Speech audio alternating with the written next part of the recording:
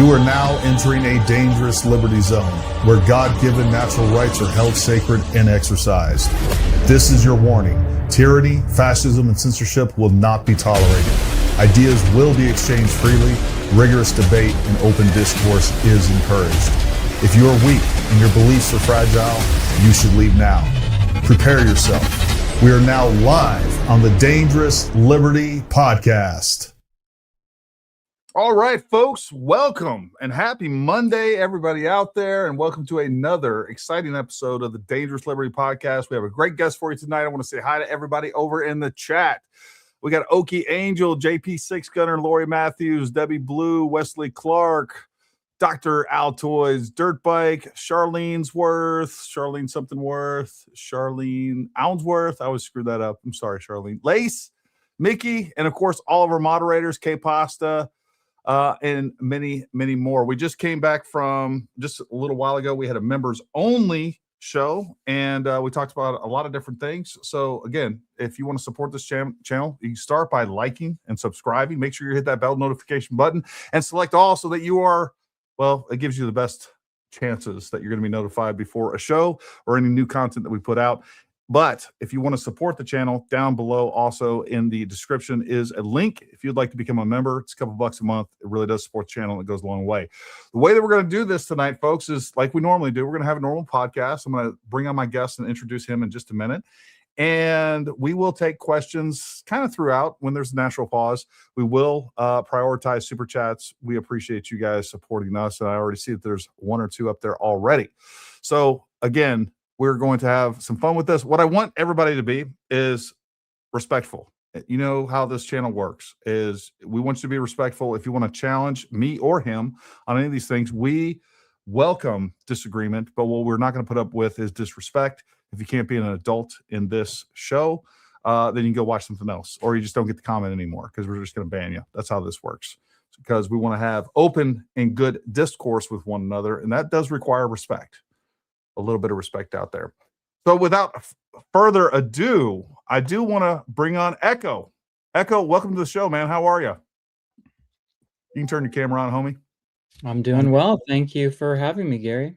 You're welcome, man. So just give everybody a little background, and I want you to give your own intro in a second. So Eco and I were kind of going back and forth in the comments multiple times, and at some point I was like, hey, look, I don't really want to like litigate all this stuff down in the comments. X, why don't you just come on my show? And then he said, yeah, let's do that. I think we said like, I don't know, March something. And then we were holding a space, and basically we were holding a space, and he was telling me what he thought, and I was like, you know, I don't know that we have lots to discuss or debate, but Echo did the right thing, and he was like, well, Gary, you said you would, and me being a man of my word, here we are. We're still going to do that, even though I don't think there's a whole lot that we're going to agree on. But what I want to do, Eco, because I do think that you are a good faith actor, and I think that you believe what you believe, and I think you're sincere. And really, at the end of the day, that's all that really matters. So what I want to do is give everybody an opportunity to hear what you have to say. And so if you will, let's just start off by introducing yourself and then kind of laying out the overall theme of kind of where you stand on the whole Charlie Kirk situation. And we'll just take it from there and have some fun and talk. Sounds good. Well, thank you, Gary, for having me. And thanks anybody who is watching. This, I feel like, has been a long time coming. Gary, I've watched you since I got sort of interested in the case, and you were one of the first people who were getting into this. So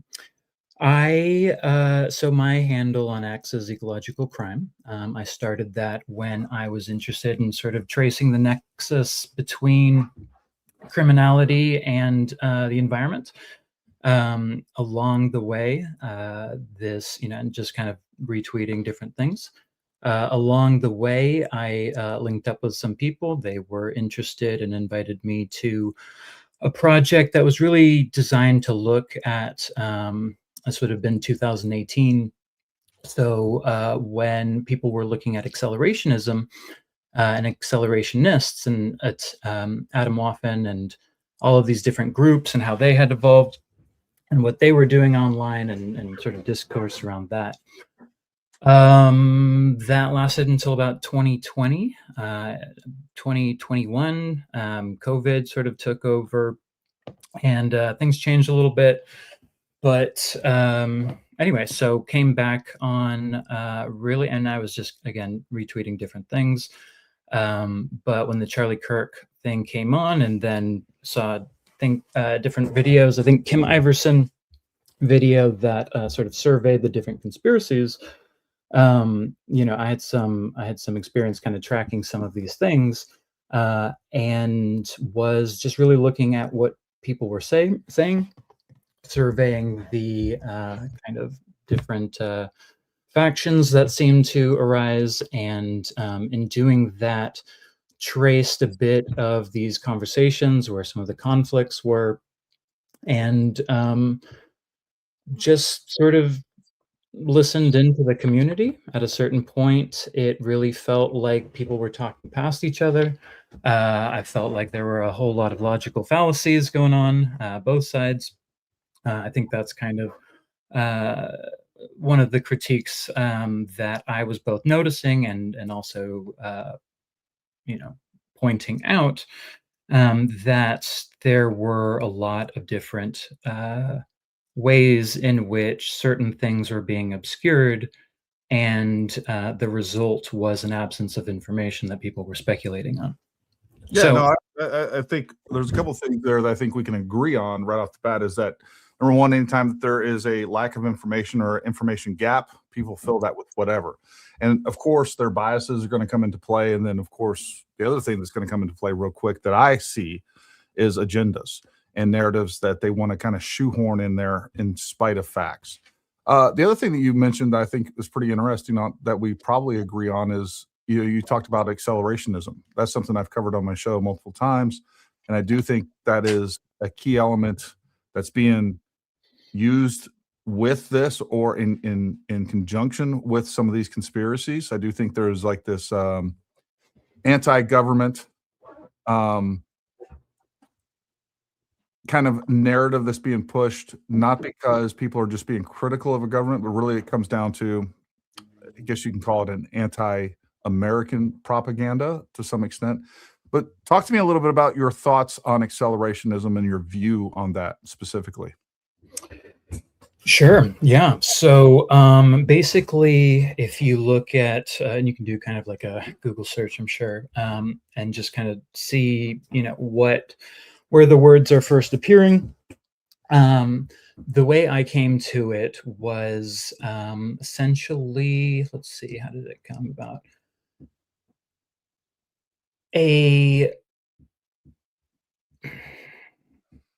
So in the news, I think at this time, there were people who were being arrested for plots to attack nuclear power plants, and a kind of right-wing terrorism that was very much networked in with a whole bunch of international Nazi and neo-Nazi and all sorts of variations, who were, through the consolidation of these social media platforms and sort of ousting of certain viewpoints, were consolidating around Telegram or Telegram, and sort of multiplying and amplifying a specific messaging, right? That's interesting. So you feel like the accelerationism that we're seeing in this country is a right-wing thing that's coming from, I guess, do you ascribe to the talking points that the Biden administration and former Obama administration put out, that right-wing extremists are the number one threat to America? Is that kind of where you're coming from on that?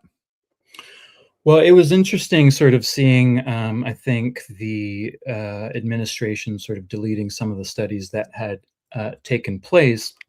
I think if you do the numbers, what was that? administration?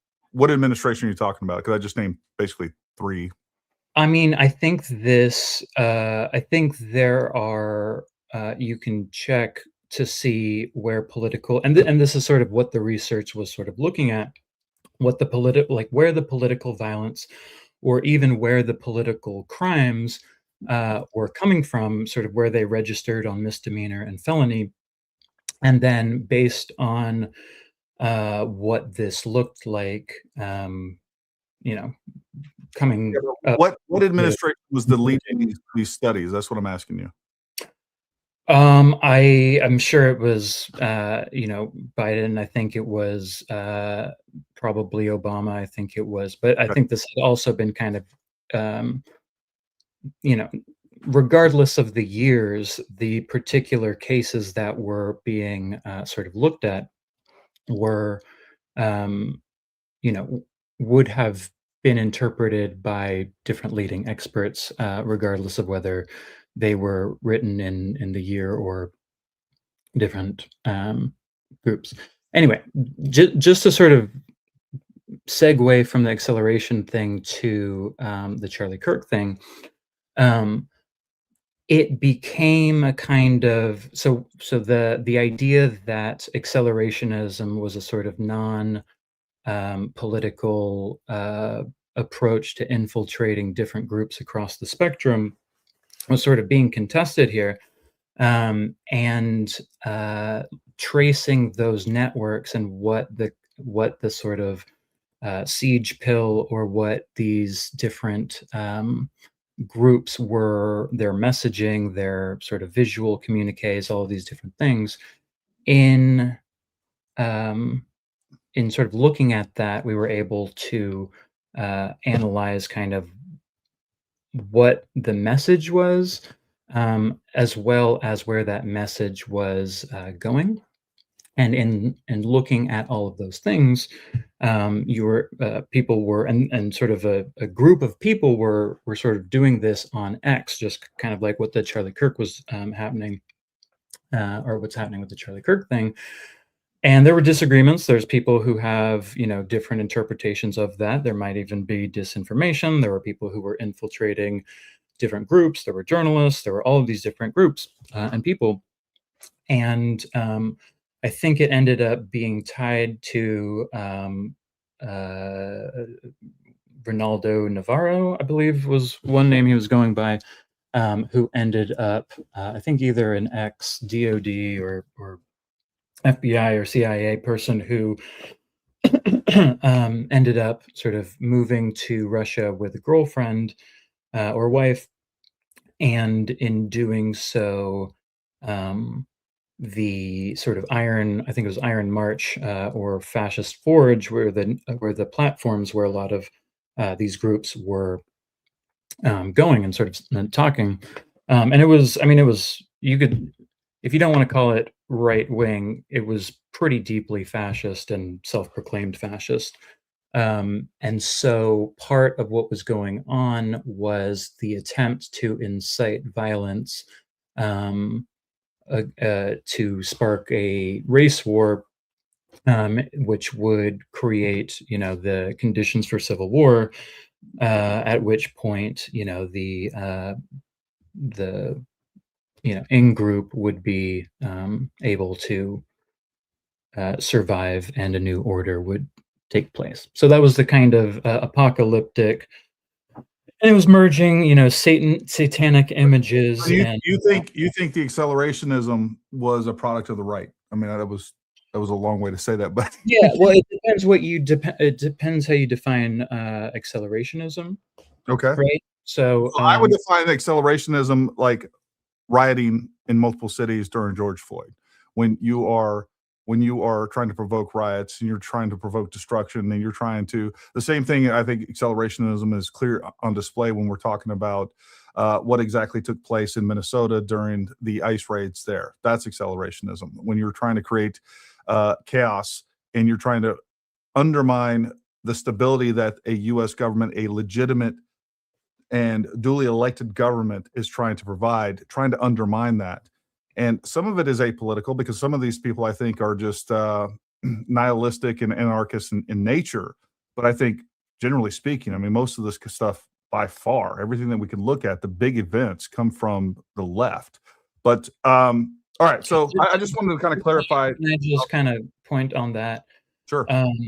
In terms of the people who entered the police station with their own weapons and sort of set the, shot bullets into it, and I think a lot of these people were sort of affiliated with the Boogaloo movement, or I don't know if you want to even call it a Boogaloo movement. It was just people sort of, well, you can check that out. But the point being, there are people who are accelerationists who are embedding with protest and dissident movements in order to, again, try to escalate certain tensions, political tensions. And you don't think Antifa has anything to do with that?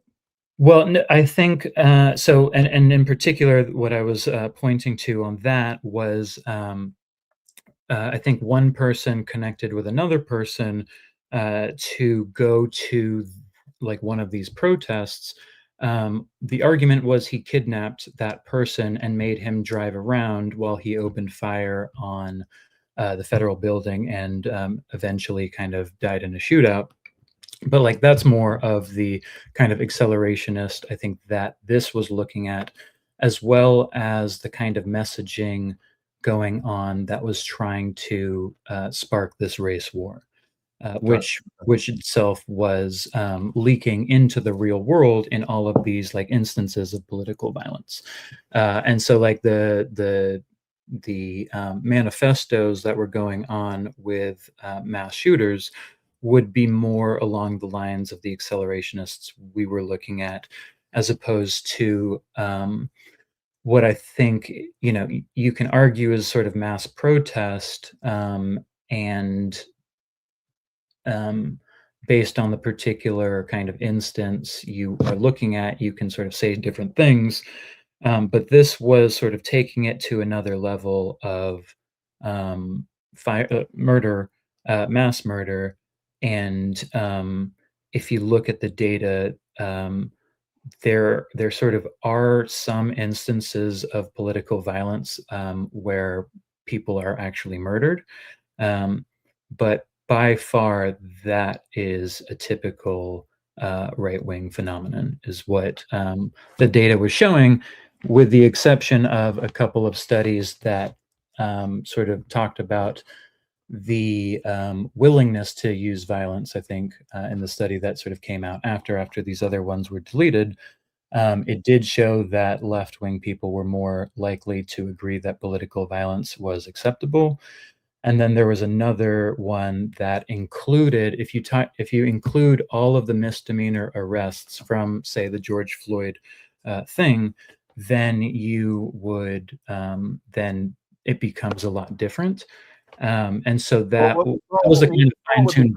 What we saw clearly with the George Floyd riots, though, is we saw these huge groups of leftists, the Antifas and BLM and all these other things going out there and just absolutely destroying things, setting things on fire. I mean, I know it was mostly peaceful, but then what you would have is you'd have counter protesters in these deeply left cities and states that were getting arrested. So I don't doubt, and because they were completely ignoring, even in Washington, D.C., during the January time when President Trump's first term, like I know people that work for Secret Service. I know people that were on the Metropolitan PD. I know people down there that are law enforcement that were injured left and right. And then those people they basically got a stand down order. They were not being held into account. They set St. John's Church on fire. I don't think I don't know that we're going to get into a lot of agreement on some of those things, but it is interesting to hear your points. But let's talk about, let's go to the Charlie Kirk situation. So I'm going to let you start wherever you'd like.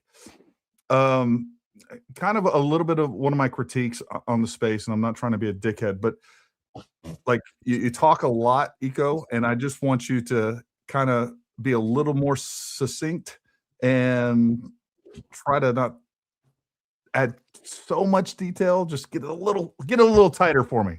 Get a little tighter. I'll do my best. Thank you, buddy. I appreciate it. All right, so take it away. Sell us on the idea that Charlie Kirk is not alive and everything is fake. And if I'm misrepresenting what you're saying, correct me, because I'm not trying to. All right. Yeah. So basically when Charlie Kirk happened, sort of flipped through, the social media, saw it. People were debating whether he was dead or not, shared it. It certainly looked like he was dead. And then certain things came up, right? Like, oh, like maybe he was a groyper, maybe he was a leftist, maybe he was, a furry, maybe he was all of these different things. And it just started becoming like going back, it just reminded me of the accelerationism, where literally any political event was used to make a sort of argument for civil war, right? It just sort of same kind of alarm bells on that. So I was just like, oh, this is, disinformation, misinformation, appropriation of what happened, a kind of being fuzzy on the different events or different things that were coming up. And as that continued, and as people were disproving people, and as news things were coming out, and different contradictions were coming out, I started to basically just kind of do what I did before, which was kind of categorize what was being said, and the different arguments and the different conspiracies, and the different arguments against the different conspiracies, and the different arguments against the counterpoints, etc. And I guess what I found was,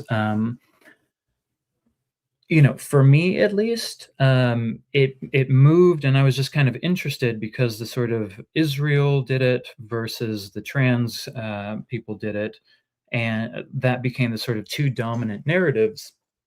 And so I just kind of dug into that because I was interested in it, and with the different parts of the case that were, I guess, conflicting. In addition to the alternative information that was not being included in the official pieces, there it sort of created reasonable doubt to the point where it became a source of intrigue. It was sort of like an immersive, true crime thing, right? Yeah. But also it becomes the reason for a number of different political milestones and sort of political decisions, which are relevant to the subjects and topics that I started this. All right, so let's do me a favor. Concisely break down like the contradictions that you saw as far as the facts. As Sure. you see. Well, and along with so basically what it comes down to is all of the interpretations and all of the claims that are being made are as yet unproven. And as a result of them being unproven, there's room to speculate on both sides. So not only are the interpretations sort of being disputed, but also the evidence on which the interpretations are made is being disputed, as well as the sources that are talking about this evidence and the evidential sources, so to speak, as well as the context in which this is even being talked about, where official statements or what have you is being leaked through podcasters to the public in order to confirm and corroborate, what tabloid media and different. So what are the top three like things that you can think of that you feel are contradictions? Like the top three pieces of evidence, narrative, like narrow this down for me because you're kind of in nebulous land out here that I can't even. I don't know what to make of it. Mm-hmm. Yeah. Well, okay. So you have, for instance, the ATF bulletin that gets leaked to Steven Crowder, which starts alleging certain things, right? You have, the gun being talked about. You have, not the engravings, but the fact that the engravings, display certain Verbiage and memes. verbiage and memes. And then that is sort of swallowed up into this probable cause document, which gets certain things kind of right, certain things kind of wrong, and that then So becomes out of that, real quick, I want to nail that down a little bit. So out of those certain things, what are you saying that the charging documents and the probable cause affidavit got wrong compared to what was leaked? Well, I think they're, on the one hand, they're internally inconsistent with itself, and we can sort of go through that. But on the, there's a point at which the language is super vague, and what seems to be intentionally so.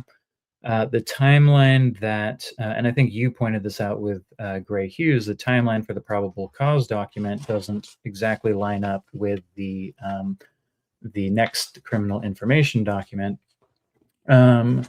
It does talk about a cell phone that he pulls out in the probable cause one, which it doesn't talk about in the next one.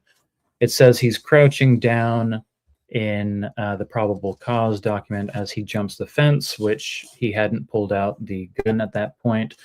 There's like gaps within the time frame. So all of this was just to say that there were enough holes in the probable cause document, and these documents by the prosecution were also conflicting with one another.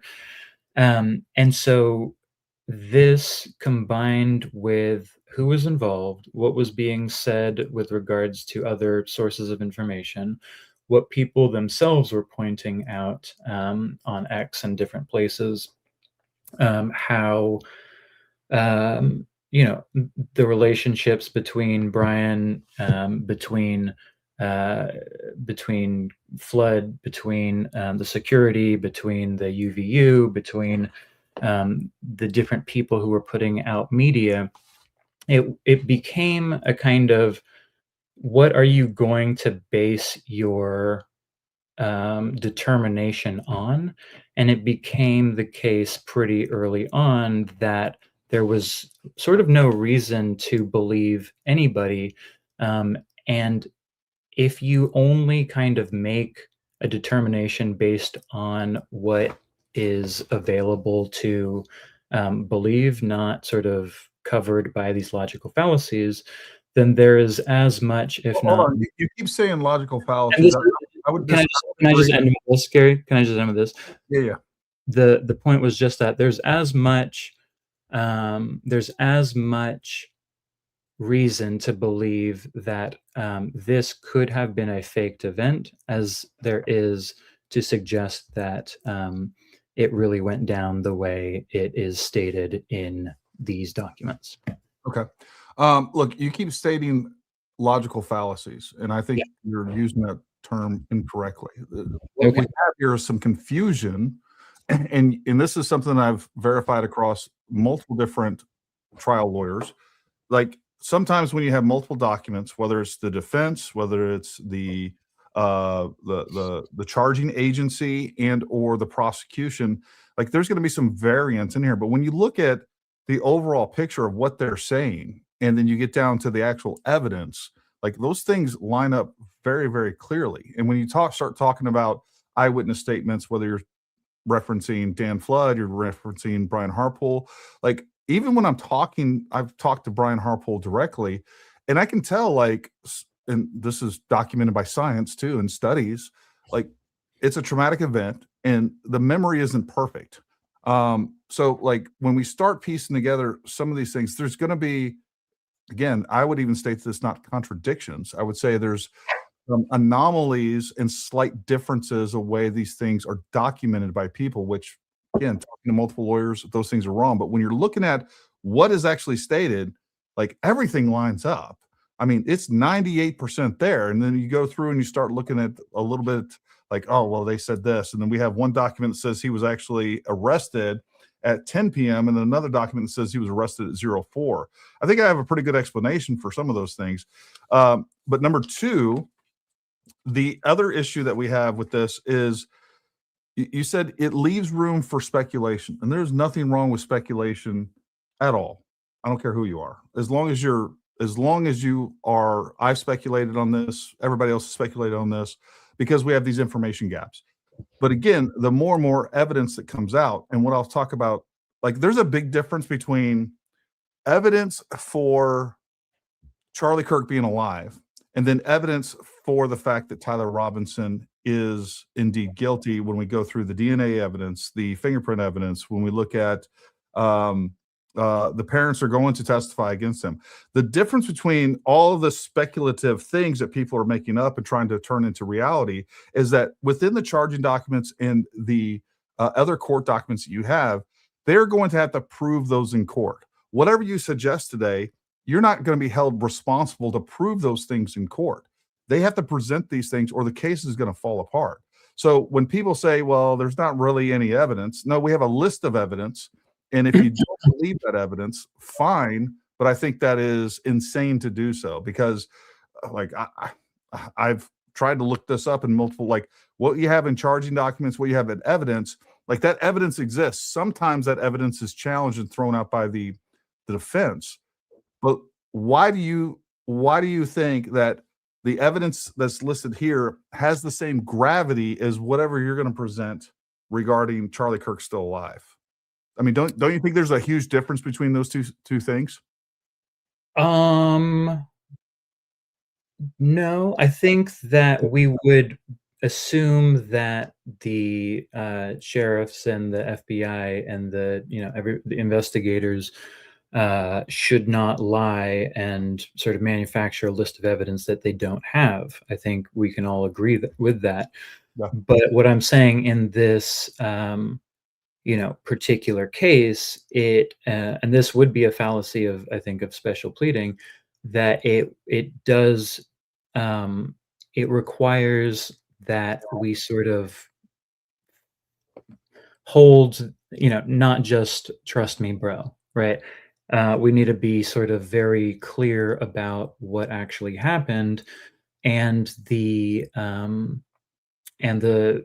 ways in which what we think happened, how we came to that, because if there are leaps in and gaps in logic, it becomes a way to fill that in with bullshit, excuse my language, or things that are just not true.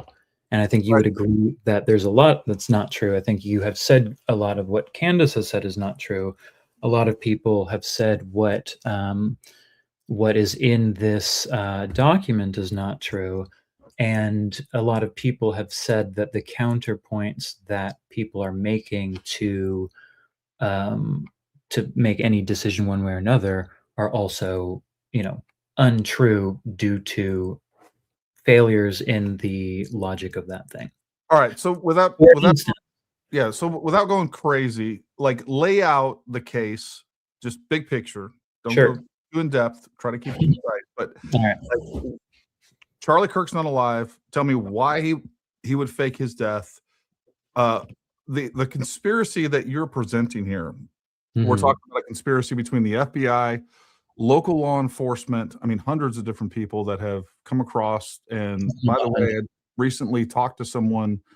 Well, I'll just say I recently talked to someone that I don't want to say this. You know what? I'm just going to keep that. I'm going to keep that because I don't know what this person wants me to reveal or not. So it doesn't matter. And I don't want to be that guy that's putting out anonymous source information. So I'm just going to hold that to myself. Anyways, so you have all these local law enforcement. We have Orem PD. We have UVU PD. We have Utah County Sheriff's Office.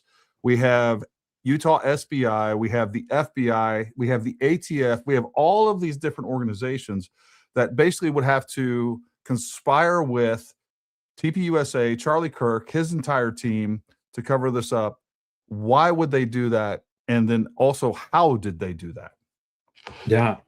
So I think those two questions are really missing from the conversation. So I appreciate you bringing them up. That is the question that I think we have to answer. And that's the sort of challenge. And there are answers to that, and I can sort of run through. Basically, there's what what people are saying that happened and sort of what doesn't work. There's what, the context is saying and what other people are saying is, actually happening that challenges that. Again, there's sort of what is on display for everybody else. And so the way this would get done, did we just lose Gary? Nope, I'm here. Okay, cool. The way this would get done, essentially, I think, is you would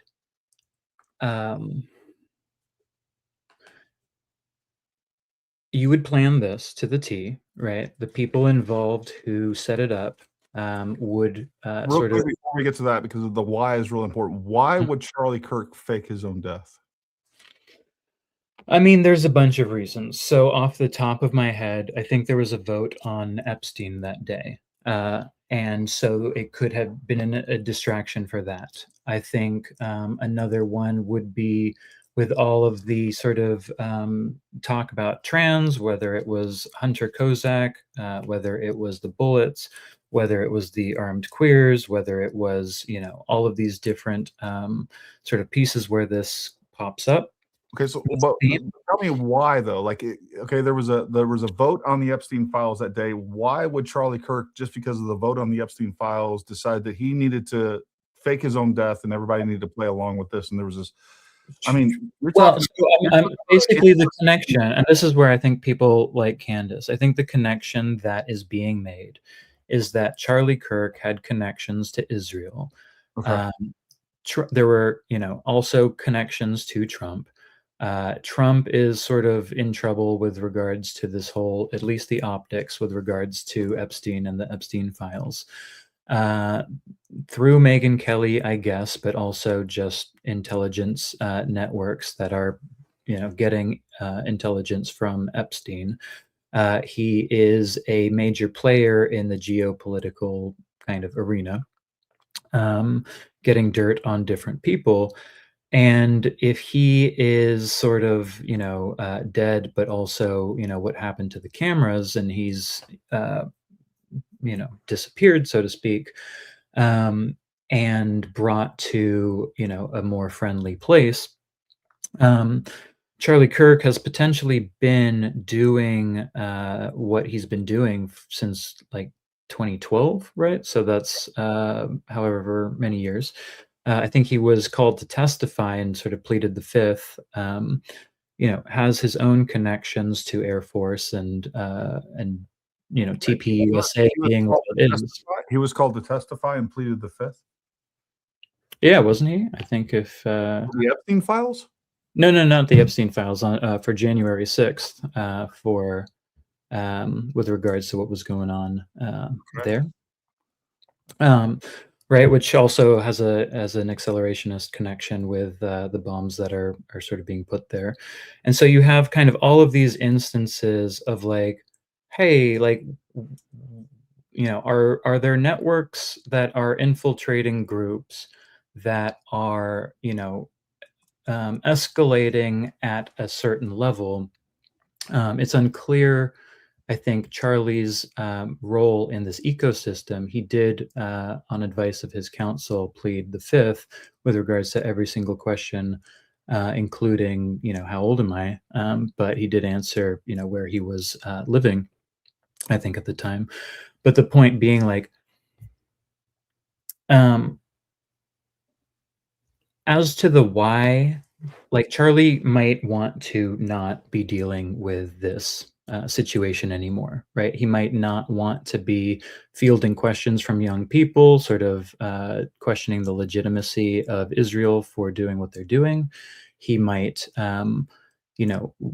basically want to get out after he's been doing this for a while, right? He might have gone into this like with it, and now it's Eric's turn. Right. There are a number of explanations you can make. I'm not sure. I'm just sharing kind of what, he could be on the run and trying to, if Israel was turning against him, he might, fake his death to escape that. Right. So I'm just saying there are a bunch of explanations. I hear what you're saying. I just want to make it kind of so we can move on. But basically what you're saying is there was political and or possibly even legal controversies that he didn't want to be engaged with anymore. So he decided to fake his death and then throw his wife in the spotlight so that she could take the slings and arrows. Now, is your theory stating that Erica Kirk thinks that Charlie Kirk is dead, or she knows he's still alive, even though he's like, this is too much for me, Erica. Boom, I'm going to push you in front of this bus. Do you think that Erica knows that Charlie's still alive, or he's just off on a beach with another floozy somewhere? You're right. Yeah, no, and so this is kind of like the thing, right? Like, you can make up whatever explanation you want, right? And like, who knows if it's true or not, and that goes both ways, right? So I could. Hold on. So this is the fundamental problem with all of this. Is yes, we can speculate to the moon and back, but Right. And there's absolutely zero evidence that you can present to me that corroborates anything you said. It's just you sitting back and then coming up with these ideas in your mind, and they branch off in 50 different directions. It could be Israel, it could be the Epstein files, it could be Trump, it could be he's just tired of dealing with kids on campuses, he's just tired of his wife. I mean, I don't know. There's 50 other things that if we sat around and did some creative thinking, we could come up with reasons. But there's a big difference between, and look, the other part of this is I've seen dudes shot, and I know what it looks like when someone's dead. Like that, what we saw was a clear energy transfer, and that is hard to fake. The look in his eyes, the moment he was killed. But regardless, all right. So I kind of got the potential why behind why he might fake his own death. I'm not going to hold your feet to the fire on and that. just to kind of point out the fallacy that was made right there, right? The appeal to authority, right? The sort of special knowledge that you have, and even in the clear energy transfer, right? Like, bullets do weird things, okay, but the argument is like, because that bullet went into a person and it transferred that energy, any weird movement is an extension of the bullet doing weird things by that kind of logic. No, it's So just a chain reaction of energy transfer that's going to happen, and I think that's really hard to fake. sure. That's fine. But that chain of I'm going to give it to you. All right, like but here's the thing: the chain of energy transfer is what's also at play, right? Because there are thoughts that it is hitting the necklace, right? At one point, there was thought that it hit the vest. If it's hitting the necklace, or it's creating cavitation, what is this doing to the necklace? Like, where does that necklace go? This picture says this picture says this. How does it go 90 degrees up here, but then it swings around, from a video in the back, right? How do you explain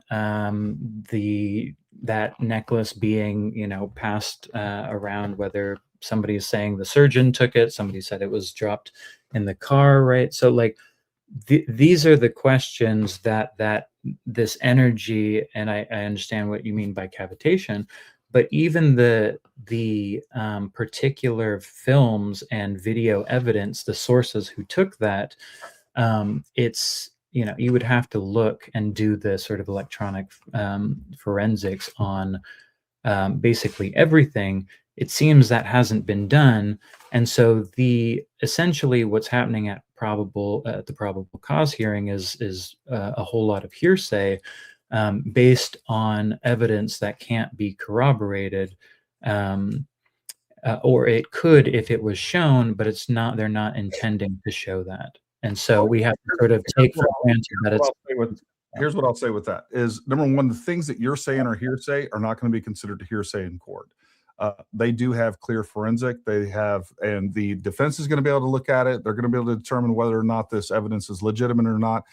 What ECO decides is hearsay is not what the legal standard of hearsay is. So let's just get that squared away right there. But again, all right. So fine. Like the other issue here is I've done this. Like 98% of the information that we are gathering through a 30 frames per second.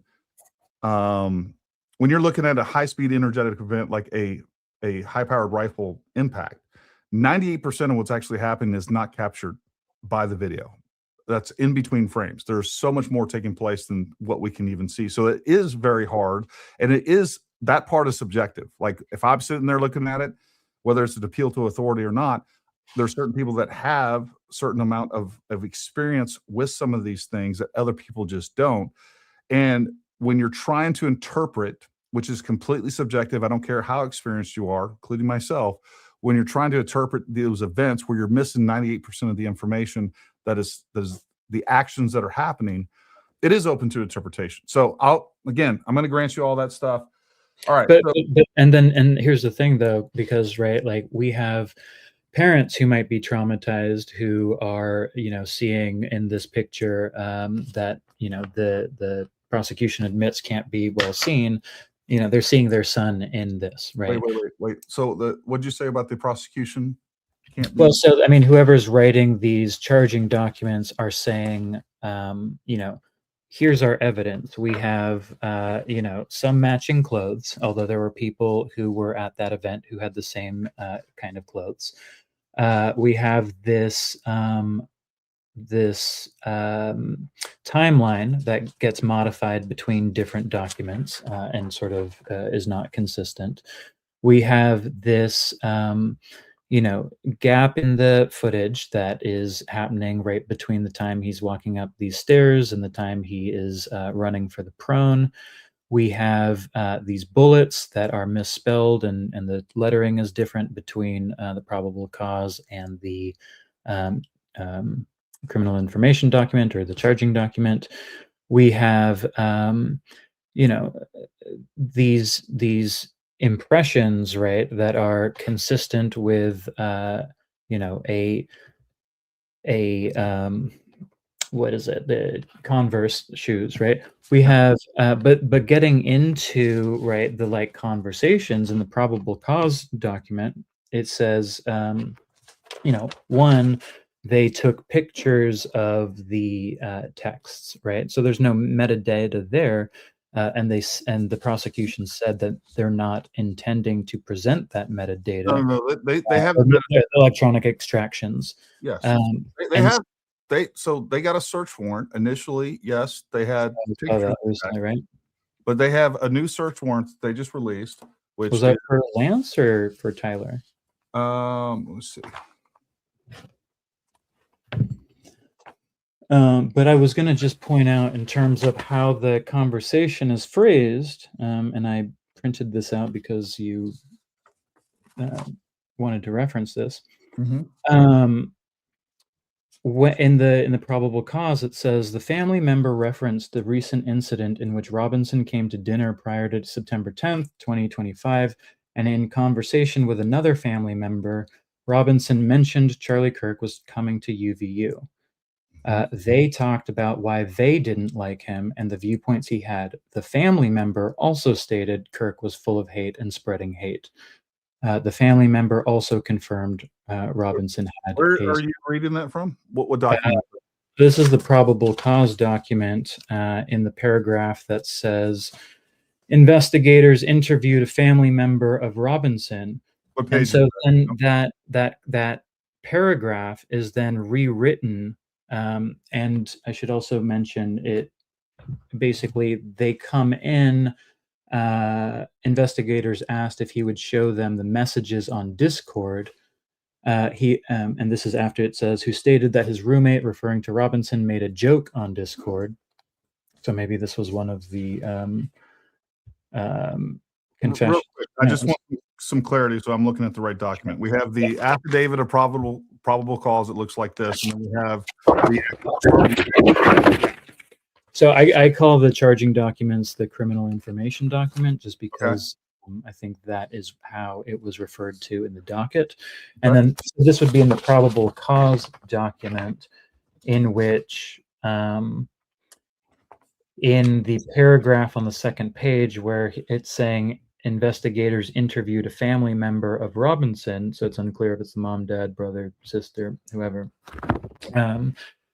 The family member also stated Kirk was full of hate and And then that is changed along with the timeline that says, at first he jumped the fence at 12:15, and then it's 12:17, and then it says 12:15, I think, while also not while allowing for a hole that sort of doesn't. I guess in the probable cause it says he crouched, but that would have not been possible if it's sort of in his leg. And then the sort of camera cuts away until he's seen running into the prone, which we also don't have. Well, they do have that. Well, they say they have that, but we don't know if they have that because we haven't seen that they have that. And hopefully we will see that they have that. And otherwise, we might think it's fake. He can lay down even if his leg is completely stiff. If you had your leg in a cast, you'd be able to climb that 3-foot wall and get down behind the wall to use that for cover. You can. No, I guess I was wondering the crouch. The crouch was the word. Sure. Do a crouch. How would you crouch? That is. I think you're playing a little bit with semantics, but fine. All right. So. Yeah, that's the point. The semantics are intentionally vague, but they also, and this is not one, the only one, but the fact that the timing doesn't line up by about 2 minutes would be another one. And you can talk about this being sort of very nitpicky about the things, and yeah, that's the point. It also says in the probable cause that he appeared to be using a cell phone from his right pocket. This is not included in the criminal information document. And so, that's just like another example of these things. So maybe it doesn't matter, but if you are talking about... Let's talk about fallacies, because you're in the middle of a big... Because where you can find a slight discrepancy that really doesn't have any material importance in my mind. I would disagree. Okay, fine. You disagree. But that's the point, right? So you saying it doesn't have a material difference. Okay. All right. When you can find a slight difference, when you have a slight difference, you're like, hey, that is a big deal. But when you have the parents indicating that Tyler Robinson has confessed to this to them, when you have the parents, here, read the quote, because be happy to. It's important, and we're going to play semantics here. So you said that they confessed that he did that, right? That was okay. Are we in the probable cause, or are we in the criminal information? Hold on. And the new, now that we have additional information from the electronics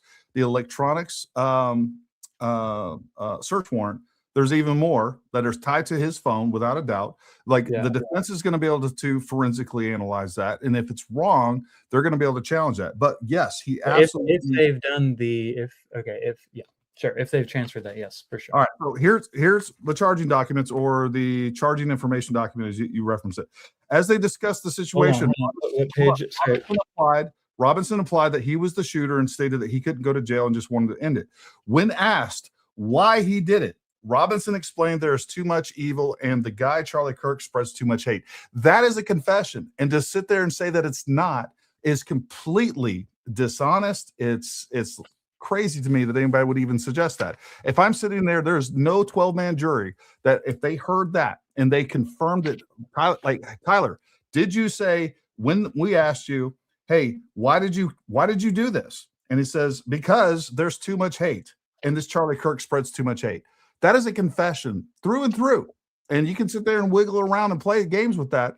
But if I asked you, hey, why did you steal my car? Well, Gary, I needed a ride and I liked your car. That is a confession. And any reasonable person would admit it. And the only reason that you wouldn't admit that is if you're being dishonest and disingenuous. I mean, there's no other way around that. All right. Well, I think to say that you're either this or that is a fallacy. That's a fact. That's a fact. Like, that's not subjective. If I asked you, why did you do something, and you didn't say in the exact affirmative, yes, I did that. If I asked you why you did something, you're like, hey, why did you steal that food? Well, I was hungry. That isn't an admission. That is an objective admission to a crime. And what I keep hearing you say is, like, I'm throwing out all of this very incriminating information, and then you're going to these minor details that you're like, hey, this proves this whole thing is crazy. and I'm going to trust that. I'm going to trust that the accuracy that I'm going to believe one thing, but this other thing is like, hey, you were there with a knife and you had blood all over your hand. Like, no, like that's not proof of anything. That's the problem that I have with this every time that I have these conversations with people. It's like you just want to throw out what you want to throw out, and then you want to gravitate toward this. It's like, first of all, it's Fed slop if we talk about all the evidence that we have, but soon as the same feds come out and say, hey, the bullet test was inconclusive, you're like, oh, see, proof it does not match the rifle. That's disingenuous and dishonest. No, it doesn't. That would be another fallacy, right? And that was pointed out, right? What's that? That would be another fallacy, right? To say that because it is inconclusive, it proves it's not from the gun. And I think, is that what you said? Right. Yes. And so I did not say that. Other people might have used that. I'm just giving an example of how people cherry pick. And when it's incriminating information, it's Fed slop. When it's exculpatory evidence, it's like, oh, look, we got him right there. Or you interpret it. This is also a straw man because you're talking about other people's conspiracies. No, I'm giving an example of what happened. And you've just done that multiple times where you said, hey, you know what? There is a time discrepancy and we don't have the footage. Well, we do have the footage. We have a narrative of the footage. If we have a narrative of the footage, which is not the footage. Okay. So that is conflating two different things, right? That's all I'm saying. And this is the point that the defense is making. All we have are the FBI or the ATF. The defense isn't making those. The defense isn't making a single one of those claims. A defense hasn't made one single claim about a minute or two difference in discrepancies between one document and the next. They haven't made that. They haven't. No, and I agree. And I would say it's likely that the defense is in on this as well, as are the prosecution, as are the judge, as are the governor, as are UVU. You know, again, if this is as would be the right, because what you have is like a compartmentalized thing. And this is the question that you asked, I think, at the very beginning of this, just to kind of get back on it. Mm-hmm. It was, how was this done and why was this done? And why would the parents be in on it? Why would the parents be on it? I mean, you could argue that Tyler was in the CAI program at USU. He was recruited because he was an amazing student after one semester. And after that, he transferred after, however long, in order to go to his. What's that? When did I'm just coming up with an explanation, right? So here's the parents. I'm not worried about Tyler. I want to know what it would take. Right. I'm giving you context for what it would take, right? Okay. So the parents being the supportive parents that they are, I also think I've seen both Lance's parents as well as Tyler Robinson's parents might have had some financial problems, in which case the monetary reward would be a incentive, you could argue, especially if it turns out that Tyler is sort of absolved of all of this and was the guy who sort of said he'd donate some money, would do that even if he wasn't found guilty or something like that. But what I was saying was, let's say Tyler is an intelligence recruit. His parents are being the supportive parents and are sort of playing this role, but also, having enough plausible deniability where they're saying, and just, because you mentioned a few different things. One of the things that they said, allegedly, was that it looked like him, right? They can testify it looked like him and not be lying because it does in fact look like him. But also with regards to how that conversation went down that you just talked about with regards to the confession, it is alleged it is a confession. It is also unclear what was said specifically that insinuated that he had in fact done it. As the ATF leaked things said, it was a expressing transgender and anti-fascist ideology, but they didn't actually include, what the actual alleged engravings were.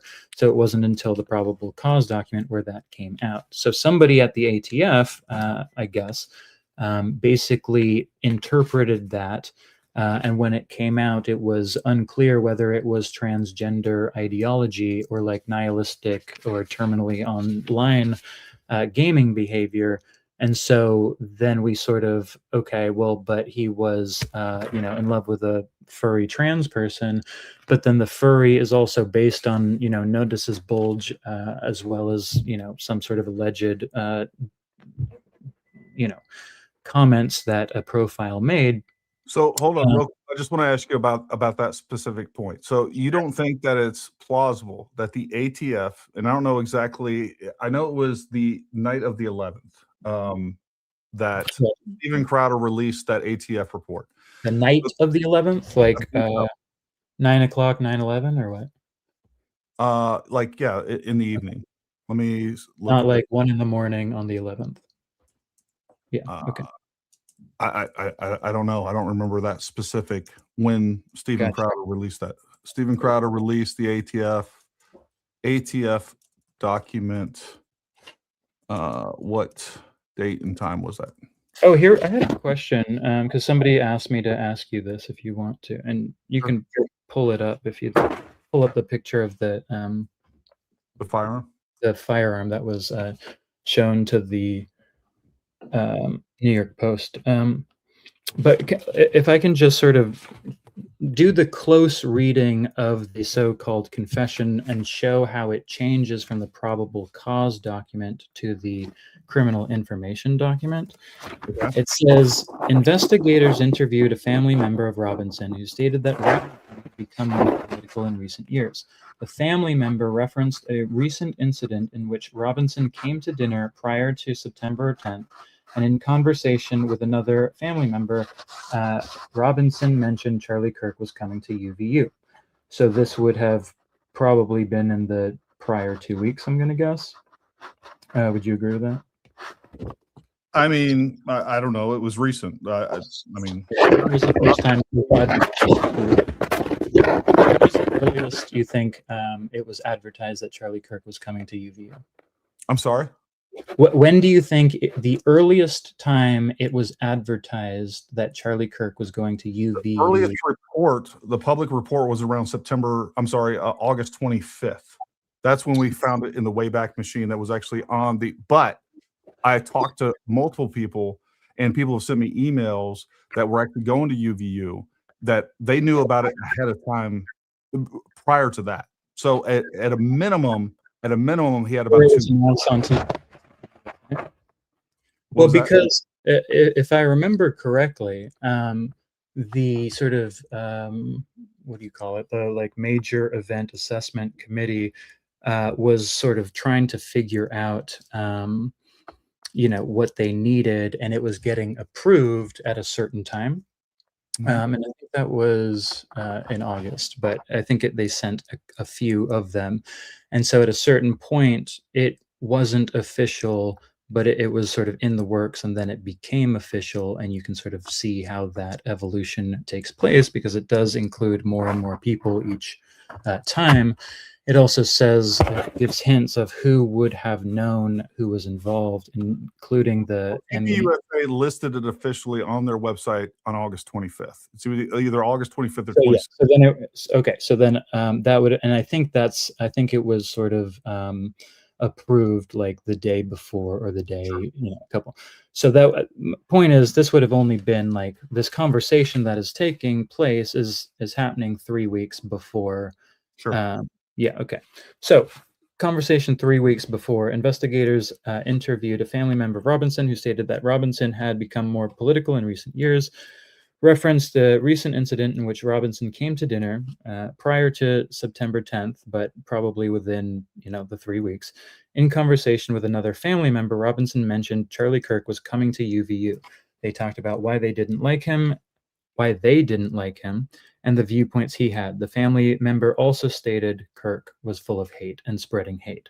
So that's not saying Robinson said that. Is saying the family member also stated Kirk was full of hate and spreading hate. The family member also confirmed Robinson had a grade Dodge Challenger. All right, so I'll just move over to this. Hold on. I want to know what that means to you. Criminal information document. Yeah. What does that mean to you? What does that prove or disprove? So that's asserting fact. The probable cause is asserting facts, or is trying to through the use of their conversation. But it's saying that the family member also stated Kirk was full of hate. I don't think it's saying, unless you're saying that is referring to Robinson. But then why wouldn't they say Robinson? Because it said Robinson came to dinner, and in conversation with another family member, they talked about why they didn't like him. So it's a conversation between two people, and they, both Robinson and a family member, are talking about.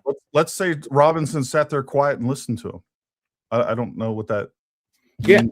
Yeah. So okay. So I'm just bringing that up because it's going to change in the criminal information document. Okay. So let's see where this is. Now it's talking about Robinson's mother, who's explaining over the last year or so, Robinson had become more political, started to lean more to the left, becoming more pro-gay and trans rights oriented, which is itself a fallacy to say that this is it's a generalization, but to say that pro-gay and trans rights oriented is left, I think is, you can make that case, and it's rational. What's that? It's left. Go ahead. I would say that's a fallacy, but okay. This resulted in several discussions with family members, but especially between Robinson and his family, who have very different political views. In one conversation before the shooting, Robinson mentioned that Charlie Kirk would be holding an event at UVU, which Robinson said was a stupid venue for the event. Robinson accused Kirk of spreading hate. So that is true because he was, I guess, in a conversation with this other person and they sort of said it, but now you have the sort of changing from they are discussing this and they, did it say agree? Why can't both be true? Why can't somebody else state that and then Tyler affirm it? Like, yeah, you know what? You're absolutely right. No, that's fine. That's fine. I think what I'm saying, I guess, is here is like another example of where you have in the probable cause just a difference between two people are having this conversation, and now in this criminal information document, Robinson is sort of accused Kirk of spreading hate when it was more of a mutual conversation, which is now shrouded by the language and the semantics that are being used here. I would say that both can absolutely be true, and that we have a document that they could also not be true, right? Well, no, I doubt. Look, the evidence is that what's in here is going to be affirmed by both Tyler Robinson's mother and father. But you're predicting the future. You're predicting the future, right? Sure, I am. Sure, I am. And I'm saying you can't predict the future. You can assert that 98%, but what I'm saying is your assertion that it's 90% there is subjective, which I think you on some level agreed with and on another level you disagreed with. You can create good explanations, but those explanations are not necessarily it's logic. It's just using logic. Like, we know there's a 98% chance that this is going to be affirmed by both his mother and his father, and what you're stating, there is 0% chance. I'm saying that your assessment that it's 98% is an overestimate. Okay, so give me a number. Give me a number. I think it's 50-50 on everything. Oh my God. No, that's what I'm saying. That's what I'm saying. Every single thing you could do 50-50 on. Illusion. That ain't like it's 50. I'm sorry. It's either a lie or it's not. That's what I'm saying. It's either fake or it's not. They either show it's not. And here's why you know it's not. Does the prosecution have to call his parents? Do they have to call his parents? No, they don't have to call his parents. They can choose whoever they're going to if they don't want to show other evidence. look, they don't have to call the parents, and the parents are going to be questioned about this stuff. They're on the record. They've already given their testimony. Just like if I told a story, hold on. Can we agree that this is true? Can we agree? We don't know. Sorry. Can we agree that this is true? I can relay a story to one person, and then 2 days later, I can relay the same story to another person, and there's going to be slight variations. We know the game telephone. It happens with our own people. Like ourselves. Like we tell the story slightly different. We remember things more. We remember things less. Or by the way, like there's some additional context that comes from other people in the room, like the mother and the father talk about, like, how did that actually happen? I mean, this was not a conversation that they were going to record and get exactly right. Like that's normal. But to sit here and say that it's 50-50, that the prosecution is going to call up the mother and the father and they're going to 50-50 confirm or deny this is lunacy. Here's what I'm saying for that. In the criminal information document, the Washington County investigation said this part of that says, as law enforcement continued their investigation, and this is on the one hand, Jeffrey Gray, who is signing his name to this after Brian Davis signed his name to the other one. And he included Brian Davis's in this one. And now he's saying, as law enforcement continued their investigation, Washington County, right? So I guess we are assuming that investigator, and we don't, let's see. So you brought, look, this document, the criminal information document that, as you describe it, this was Washington County investigators that came up with all this. And then we have Utah County or SBI that filled this one out. Like I would be more suspicious if everything in these two documents filled out by two different people listening to two different things, from the same people at different times, two different people, or if these were exactly the same, if they just copy and paste. I hear that. This goes back to my point, that little inconsistencies, and I wouldn't even call them inconsistencies. I think that's not even the correct term. The differences that we see between these two documents are completely immaterial. They support one another on a reasonable level. Like any reasonable person would read this document and be like, yep, this supports exactly what was being said here. Is there a slight difference? Yes. But like even what you're saying there points to the fact that there's not a conspiracy. There's not a conspiracy because there's normal. Well, you can interpret it that way, Gary, and you can explain it in a way that sort of goes back to the narrative. But what I'm saying is, I can do that too. Anybody can be skeptical. Anybody can sort of look at a piece of evidence. I mean, anybody can make up bullshit at any point in time. There's no, you're right about that. We can including the FBI, including Kash Patel, including Donald Trump, including the ATF that was leaked to Crowder, including podcasters, including podcasters. I don't even know what including Charlie Kirk, including all these people, right? Everybody can make up shit, and it's not to say that they did or they didn't. It's that we don't know. And the point is that there's enough discrepancies between these that warrants a suspension of, you know what it warrants? It warrants, because this is literally what they're for. It warrants a trial. It warrants charging these guys. It warrants the charges. And then those charges warrant an actual trial. Real quick, I'm going to pause you real quick. I just want to hit a couple of questions and super chats, and we can kind of take a little mental break from yelling at each other. No, unfortunately, that's the answer to the thumbnail title. Thanks, Dr. Altoid.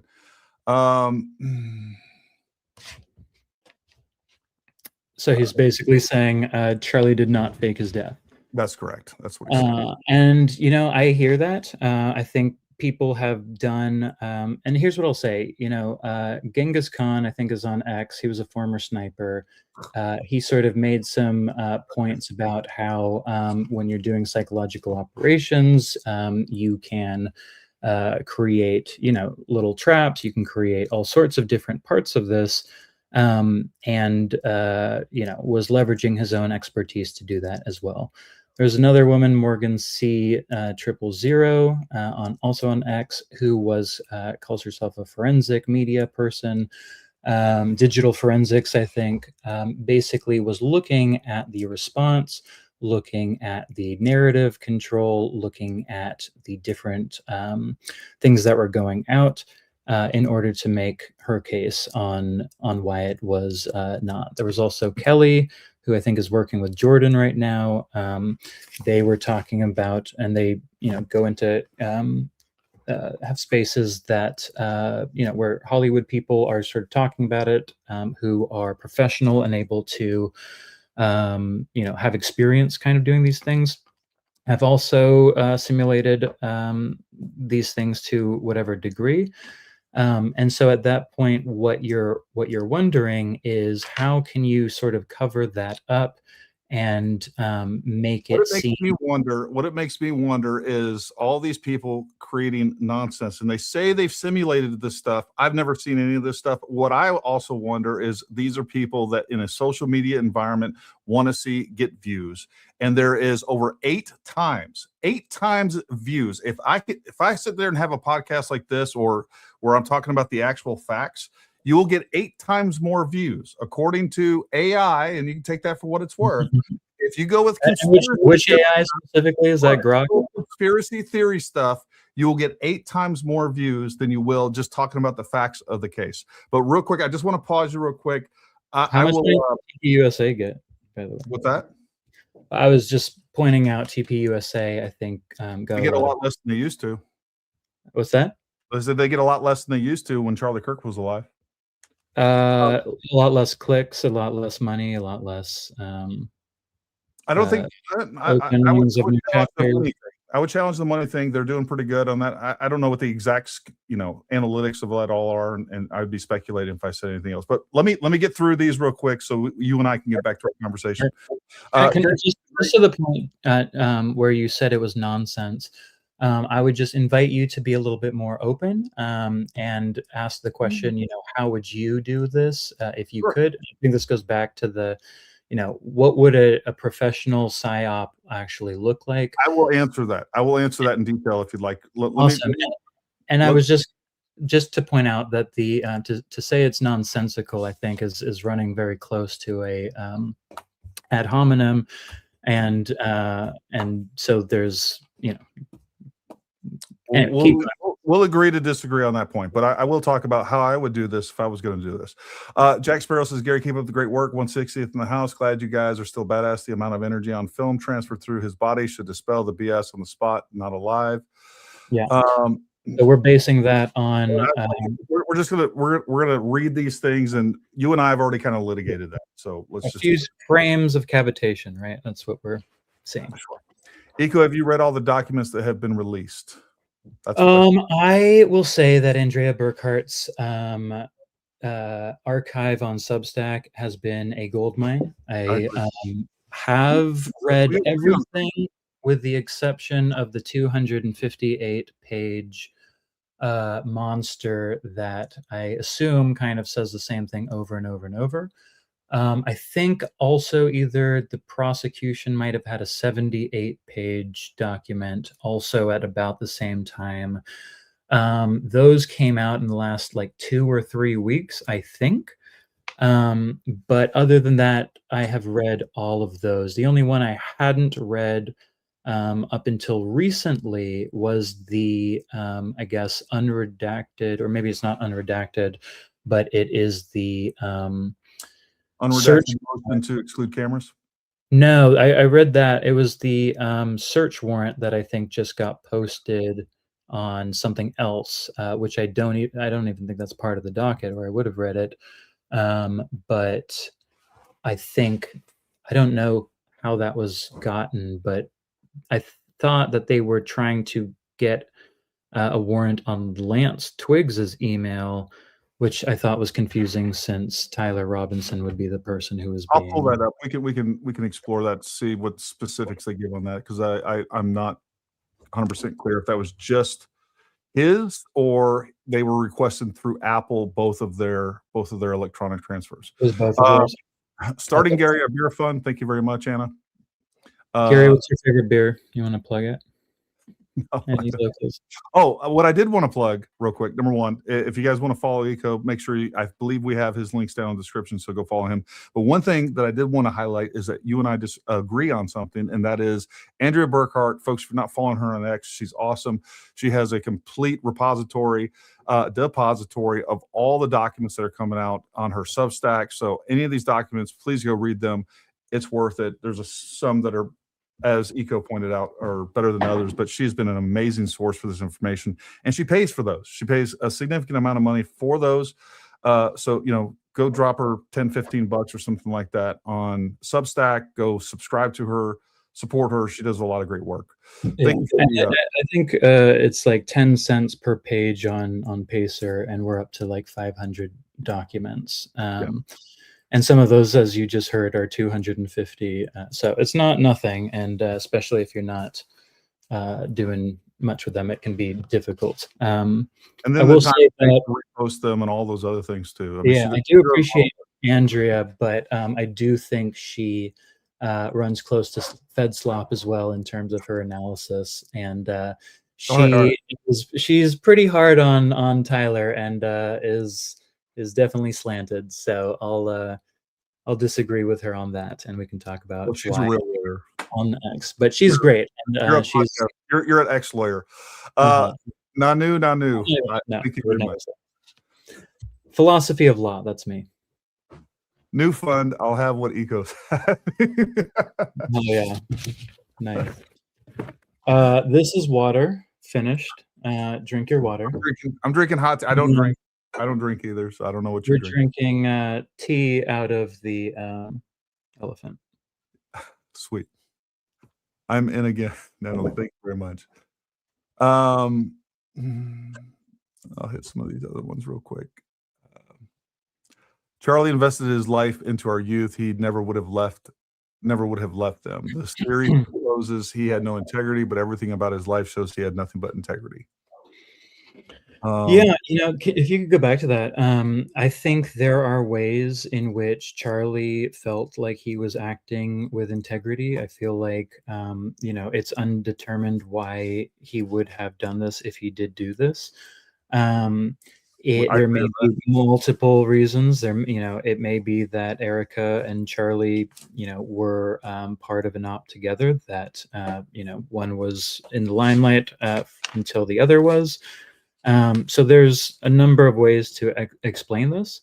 And I know there are a number of people who would challenge that theory altogether and said that he was somebody who lacked integrity.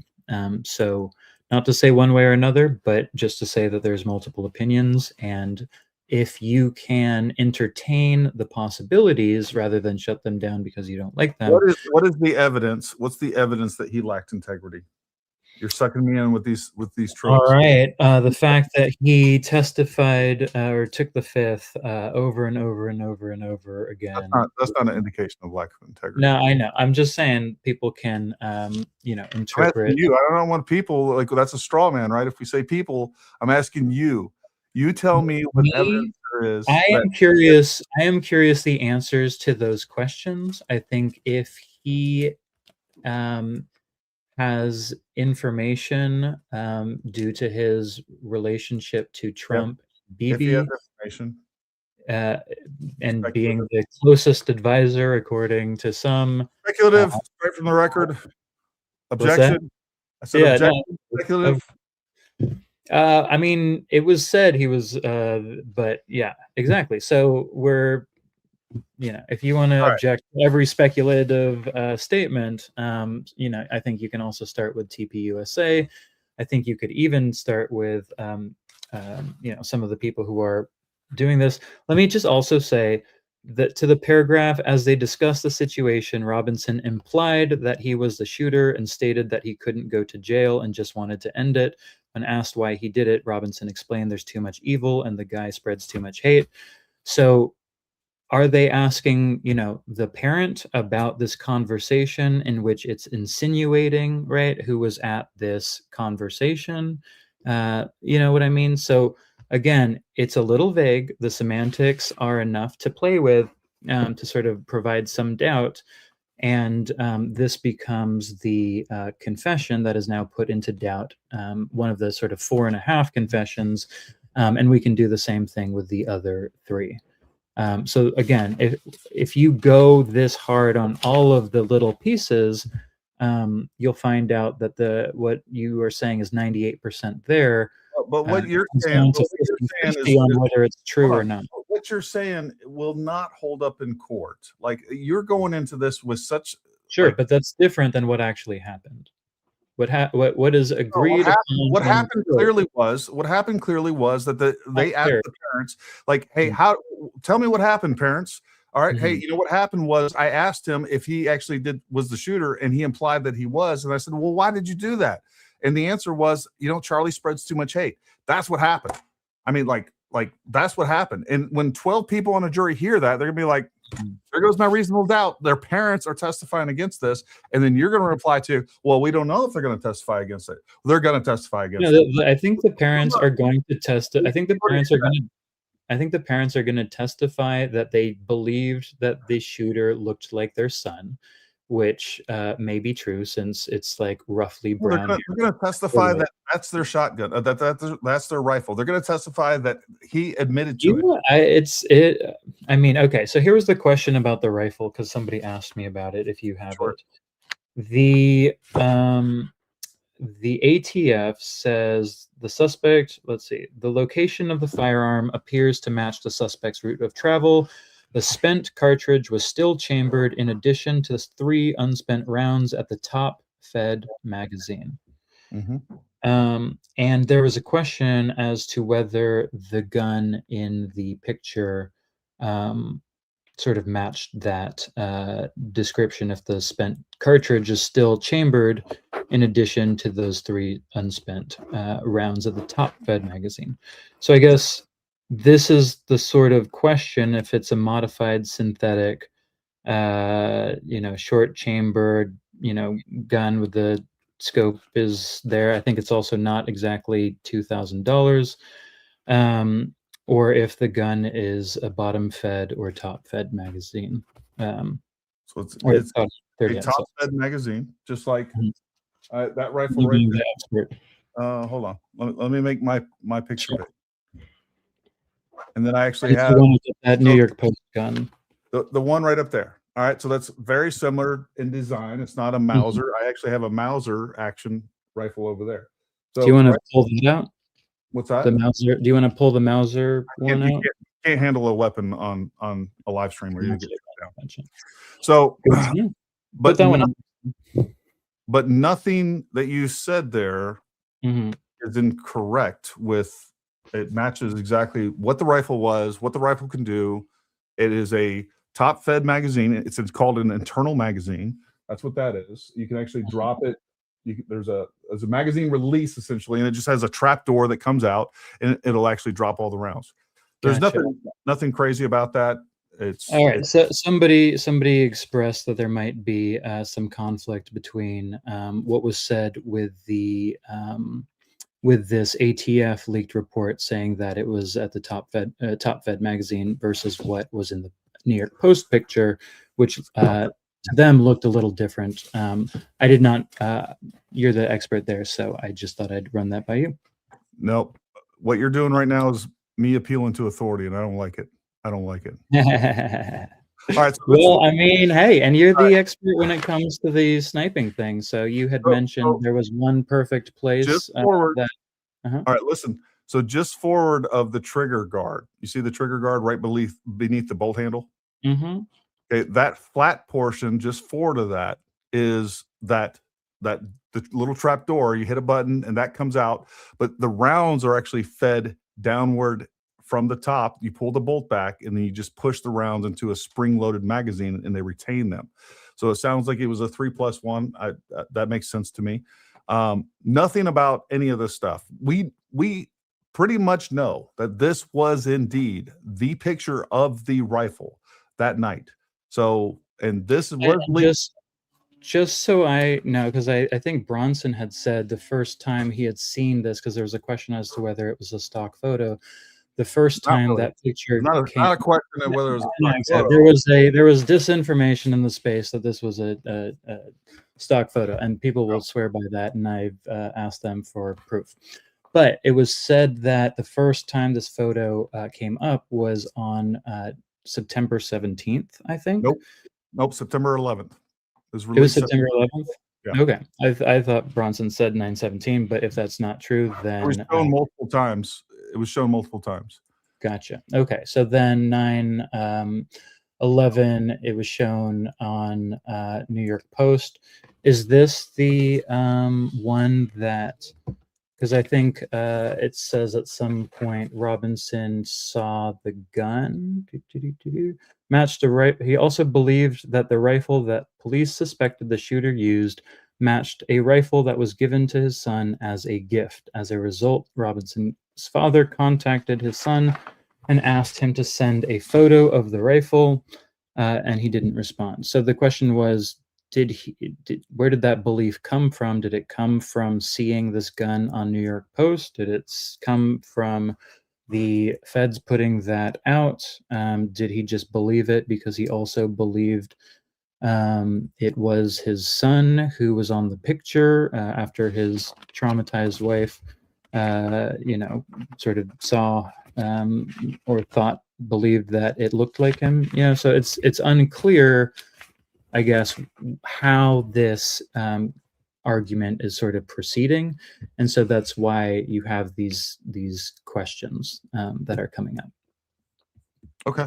Yeah, I mean, there's confusion in the space. That doesn't mean that the information is manufactured, created, or anything else. So just to kind of say, like, this picture was not officially given to the FBI, given to the New York Post by the ATF or FBI. We don't know that. It was obtained by the New York Post. The bolt action rifle recovered near the scene of where Kirk was shot. Right. So again, we've got passive tense. We have, you would be forgiven, and it could even be plausible to say that it's obvious that this is the gun, but that is not said outright, and so you are making that conjecture and that leap of faith and conclusion. Well, there's no. Does that make sense? But that's also, if you just kind of analyze that language, it's not definitive, right? And so because there's wiggle room, and there's this for, again, like all of these pieces in here, we don't have the Hold on, listen. There's going to be a ton of wiggle room in every bit of information that comes out about a criminal case prior to the trial, because they're not there. They're not there to. But what I will say is, we have so much information that I disagree. I think any information you compile, and that has been compiled, you can do what we just did with that on anything, and that's frustrating. And it's like, you can get called a conspiracy. If you just reject common sense and basic life, it's not common sense. It is. Common sense. If you're operating under the idea that this is a fallacy, an appeal to authority, hold on. And it's faith in and belief in the fact that there's something behind the claims. Hold on, Eco. If I say, look, if I jump up, I'm going to come down. You're like, you don't really know that. Like you're that's an appeal to authority. That's an appeal to authority. 99.999 times I come down. And when you have a document right here that outlines the evidence, and they're going to have to show the evidence. There's real evidence behind it. There are ways in which they don't have to show any of that evidence. But what's that? Gary, there are ways in which they don't have to show any of that evidence. There are ways that they don't have to show. So in a trial, they're going to have to show that. Now, if he not in a preliminary trial, and it's unclear whether we're going to go to a trial. Oh, they're going to go to a trial, almost for sure. Almost for sure. Well, Steve Bannon. They may plea. I hope they don't, but they may plea. All right. Let's move on. Exactly. And what do you think the likelihood is that they will plea? Do you think it's 98% that they'll plea? Do you think I don't think that the prosecution is going to offer a plea?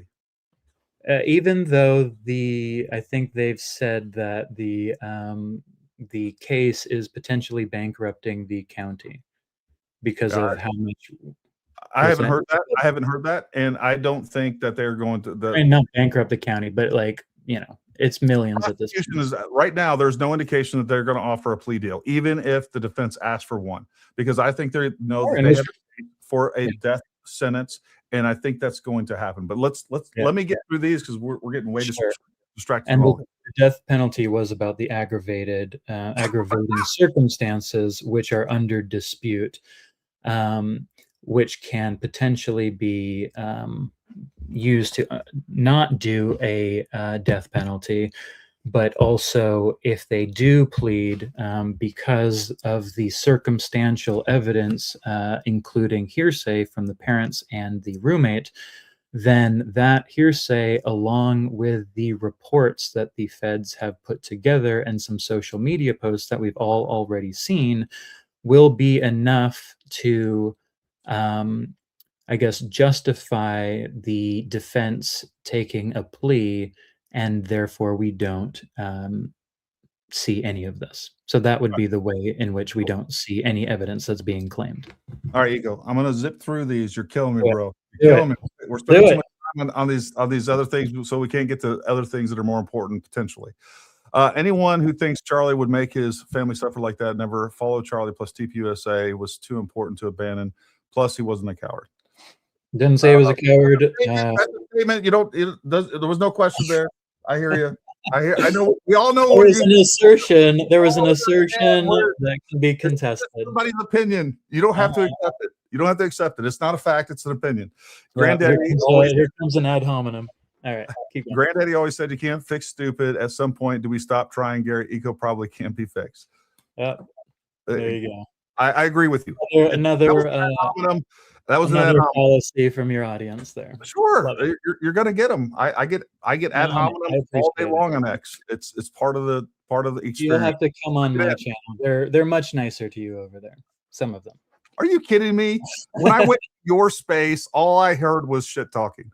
Eco, they just pointed out facts. So they pointed out facts. No, the hell they didn't. They called me a Fed. They called me all kinds of names. Just well, I think that was based on your experience as somebody in the diplomatic protection service. But no, they didn't. They said I'm lying and I'm being paid to push a narrative, which I'm freaking not.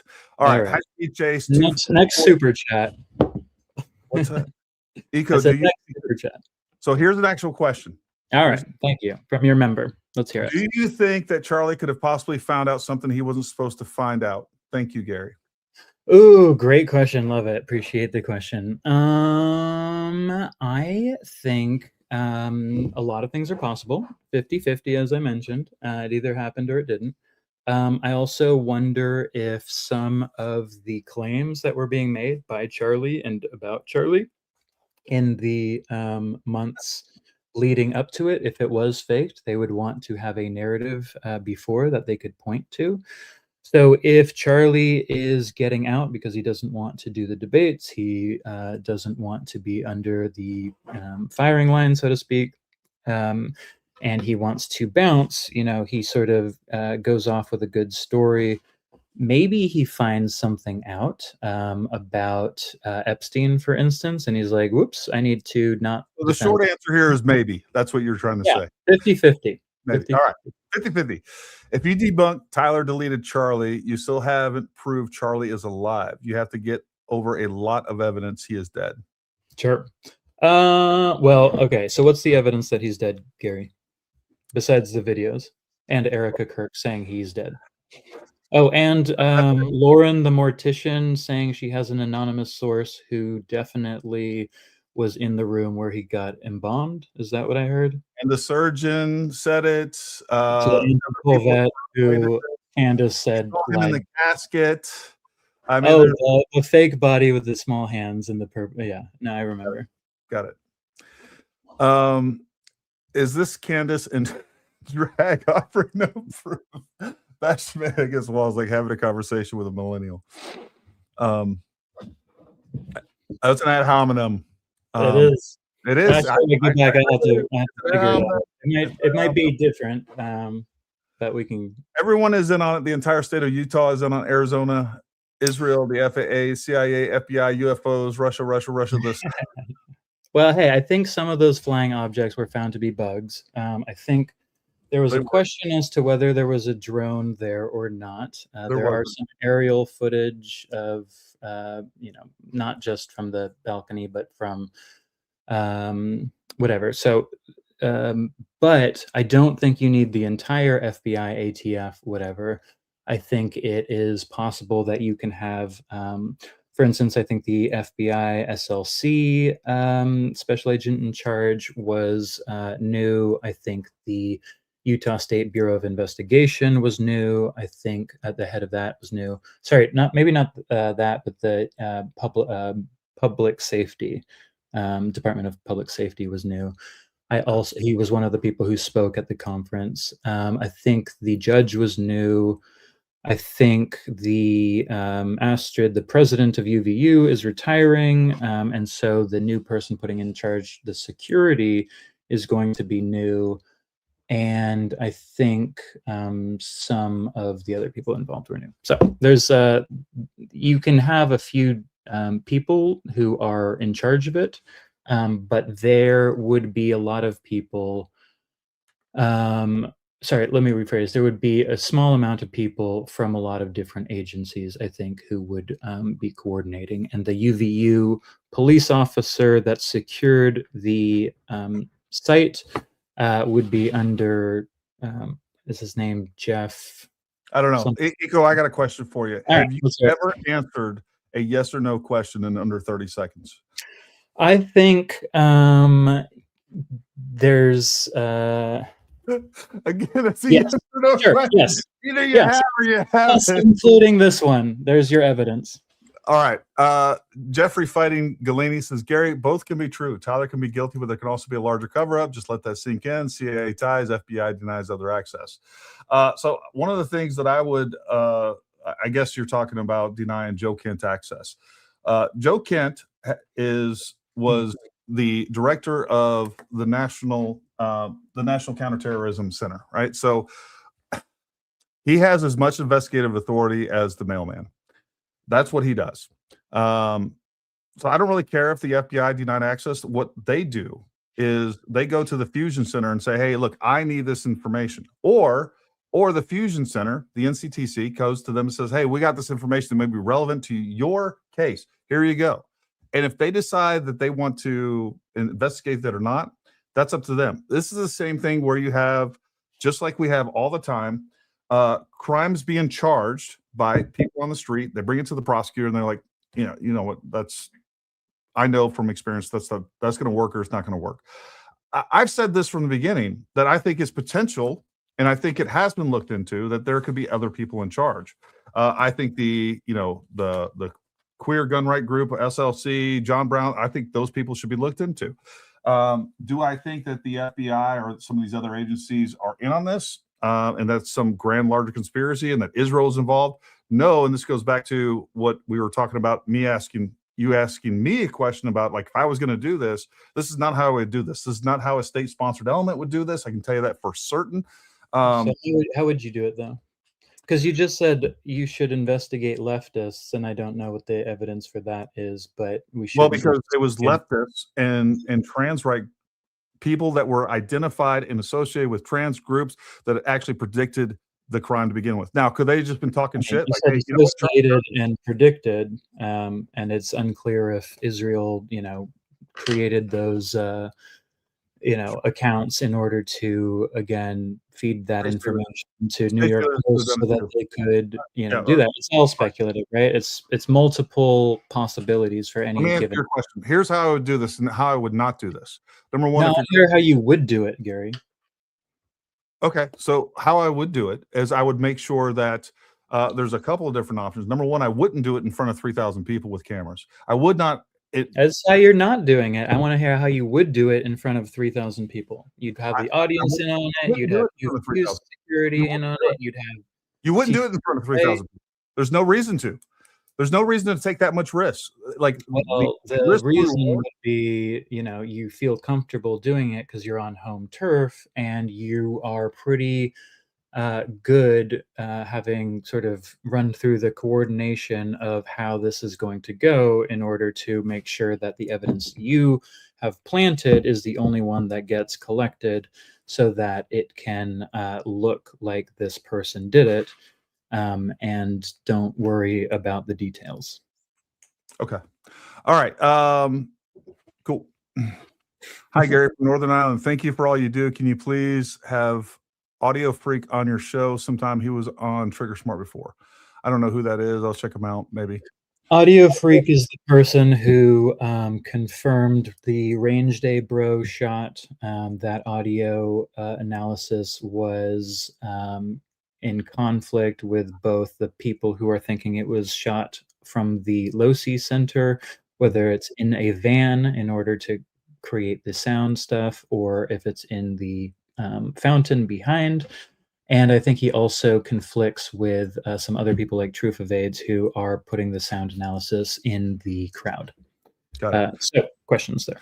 Got it. What does this matter? As he stated, he believed Robinson could have been an agent of some sorts. Well, I mean, basically, what if I was to clarify, and correct me if I'm wrong, Eco, your statement would be he could be involved, but he's not the one that actually committed the murder, so therefore shouldn't be charged with the murder.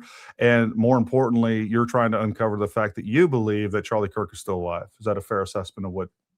Yeah, I believe there's enough evidence to suggest that it's an open question as to whether he's alive, and I would come down more on that based on all things considered. One of the ways in which to make it work would be to have Tyler Robinson be an intelligence asset, possibly, in which he is, if he's on the roof, all he has to do is lay down in a position consistent with the prone and then, do whatever. If it's not him, he just has to sort of shut up and have pictures taken of him. And it's also not necessary that he is CIA or the thing at USU was CAI, which was I think a intelligence feeder school almost within the school. And then he went over to the electronic engineering vocational school, or not engineering, but something. So it's, the Mormons might have their own paramilitary force. You never know. That's true.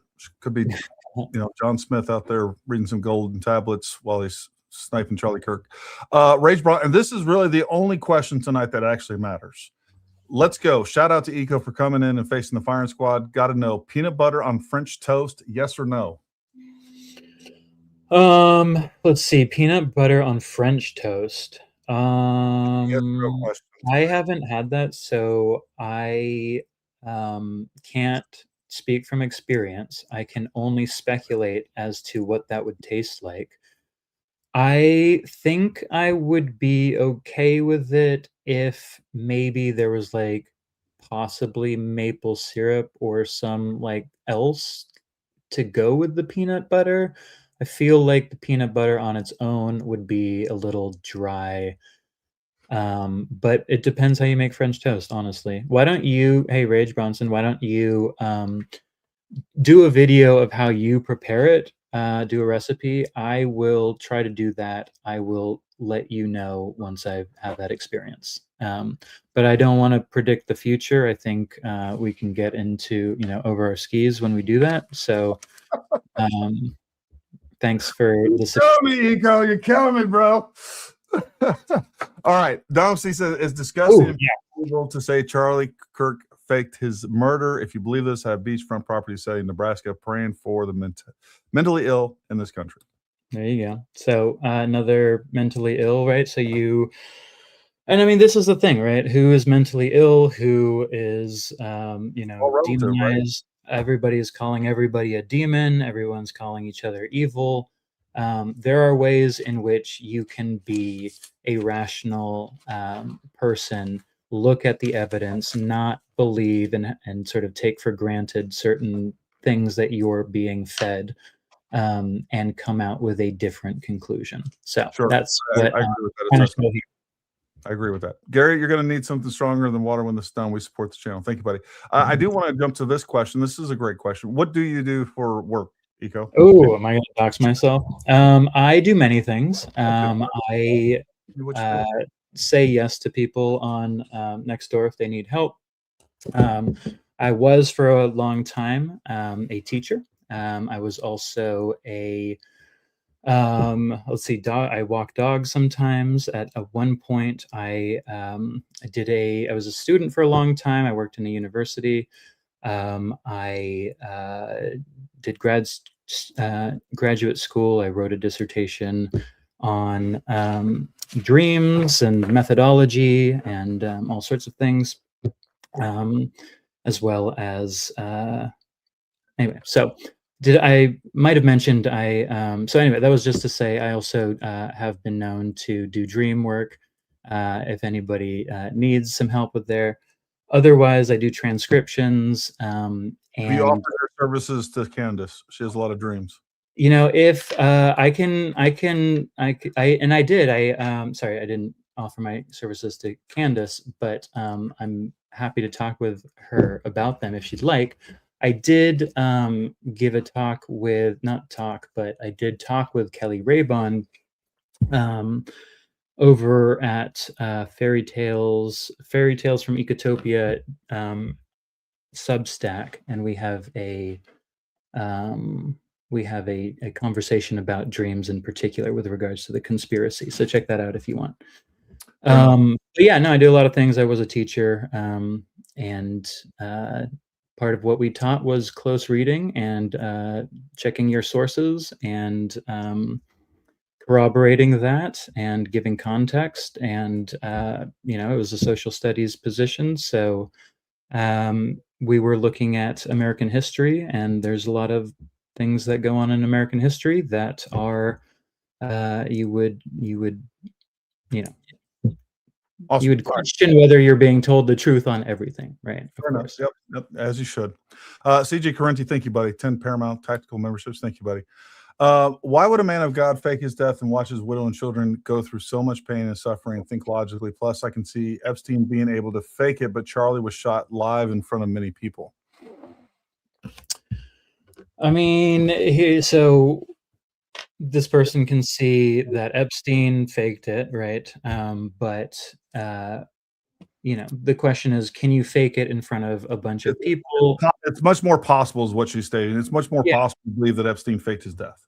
People, I think, if you look at this as a sort of piece of scripted theater with a little bit of magic, you can make people think that they're seeing one thing and repeat it enough where they believe it after a while.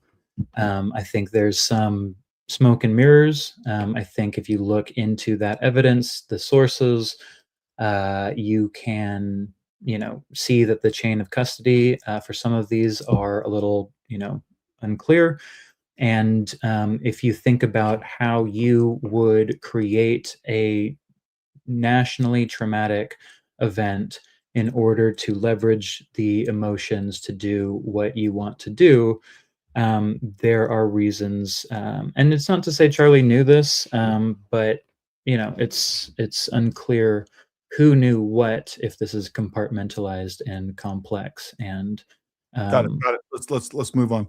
SM Rob 0721. How do you explain the shot and what we all saw as being fake? I was there front row, and before I let him answer that, SM Rob, I'd love to have you on. Whether it's at a minimum, I would love to hear your account of what you saw, what you heard. If you want to do that publicly, great. If not, I would love to actually hear your story privately. I think there is very important to get some eyewitness accounts, and I've talked to at least over a dozen now that were eyewitnesses. And so anyways, I want to offer that. With that being said, go ahead and answer that. Sure. Thank you, smrob0721. I appreciate that. If you want to share any information, go for it. You can, post that. You can make videos. You can share the video of that. You can tell your story. I would love to know what direction you were. I would love to know where you were located. I know other people who were in the front row were on Charlie's right and so didn't see the blood. I know, some people in the who were giving witness statements were saying that they didn't actually see the thing. I think Jordan Henshaw has shown that with a neck prosthetic that can look very real. You can work with a blood squib that sort of pops on your neck, and then you get pushed out very quickly. Swabbed with fake blood under the table and then carried out. I think there are, what Morgan C000 was saying was that it might be a bit of CGI or editing. You can use the frames to sort of prove cavitation happened, or somebody else can call it a bomb. You think that there's enough special effects and there's enough effort that went into this that would convince even people standing in the front row? You think that is very possible? I don't know who this person is. They might be somebody who, is doing it on a, who just might be sick of me and is just staying there and saying how they do that. I would say come out with your name.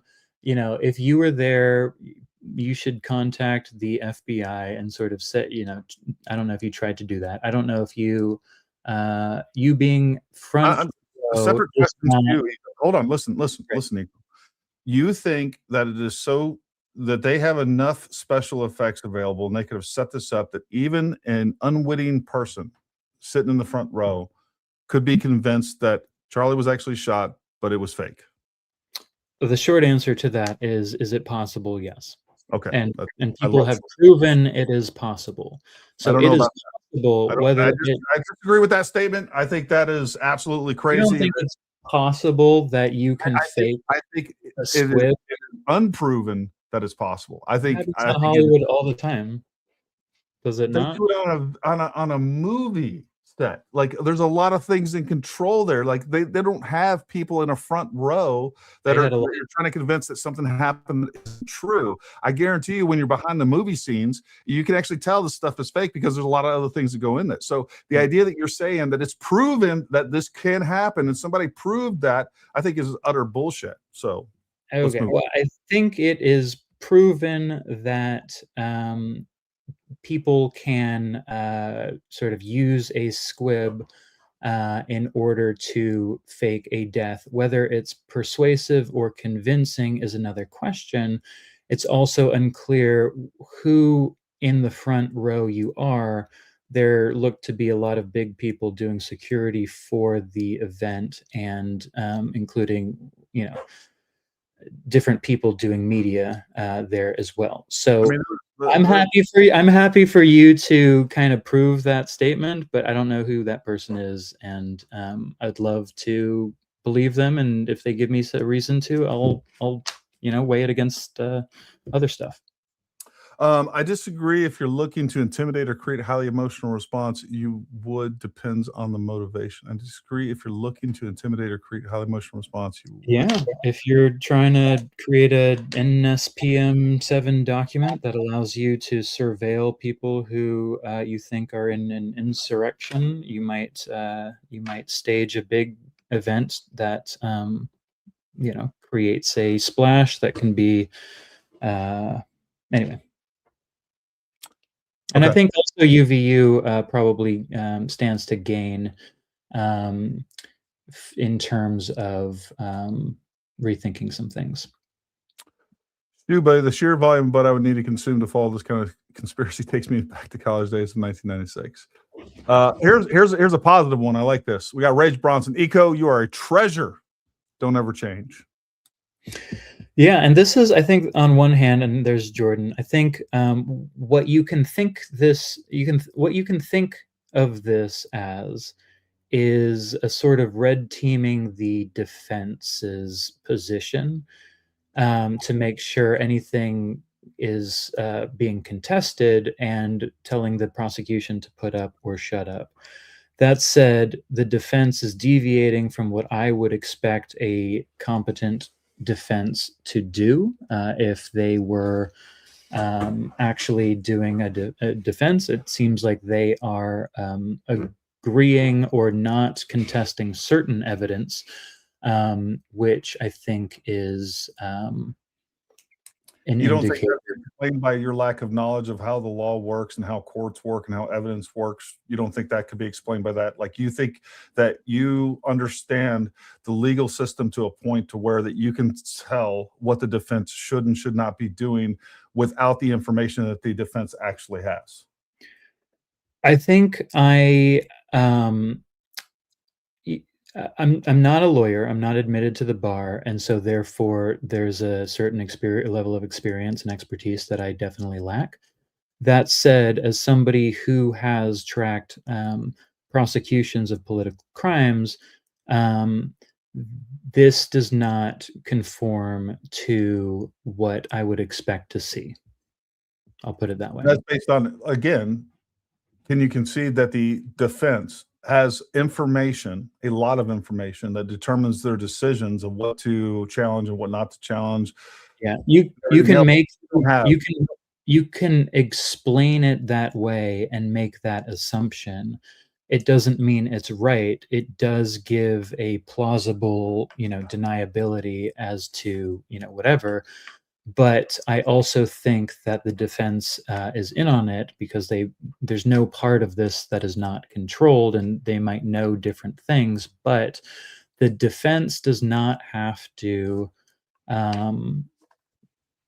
The defense is going to basically be working with what Tyler has told them. What evidence do you have that the defense is in on this, that the Tyler's parents are in on this? What evidence do you have? I think it's I think it would be just how the explanations are, or how the arguments are made in the court orally. So it's basically it is. It would be an interpretation, but I guess to answer that specific you have question, zero evidence. You have zero evidence, and it is all your interpretation of the entire event that you've determined that Charlie Kirk is alive, that Tyler Robinson is on this, that his parents are in on this, the defense is on this, the FBI, the CIA, the DIA, everybody is in on this, but you have zero evidence. Like, can we be clear? You have zero evidence, actual evidence, that anything that you're asserting is true.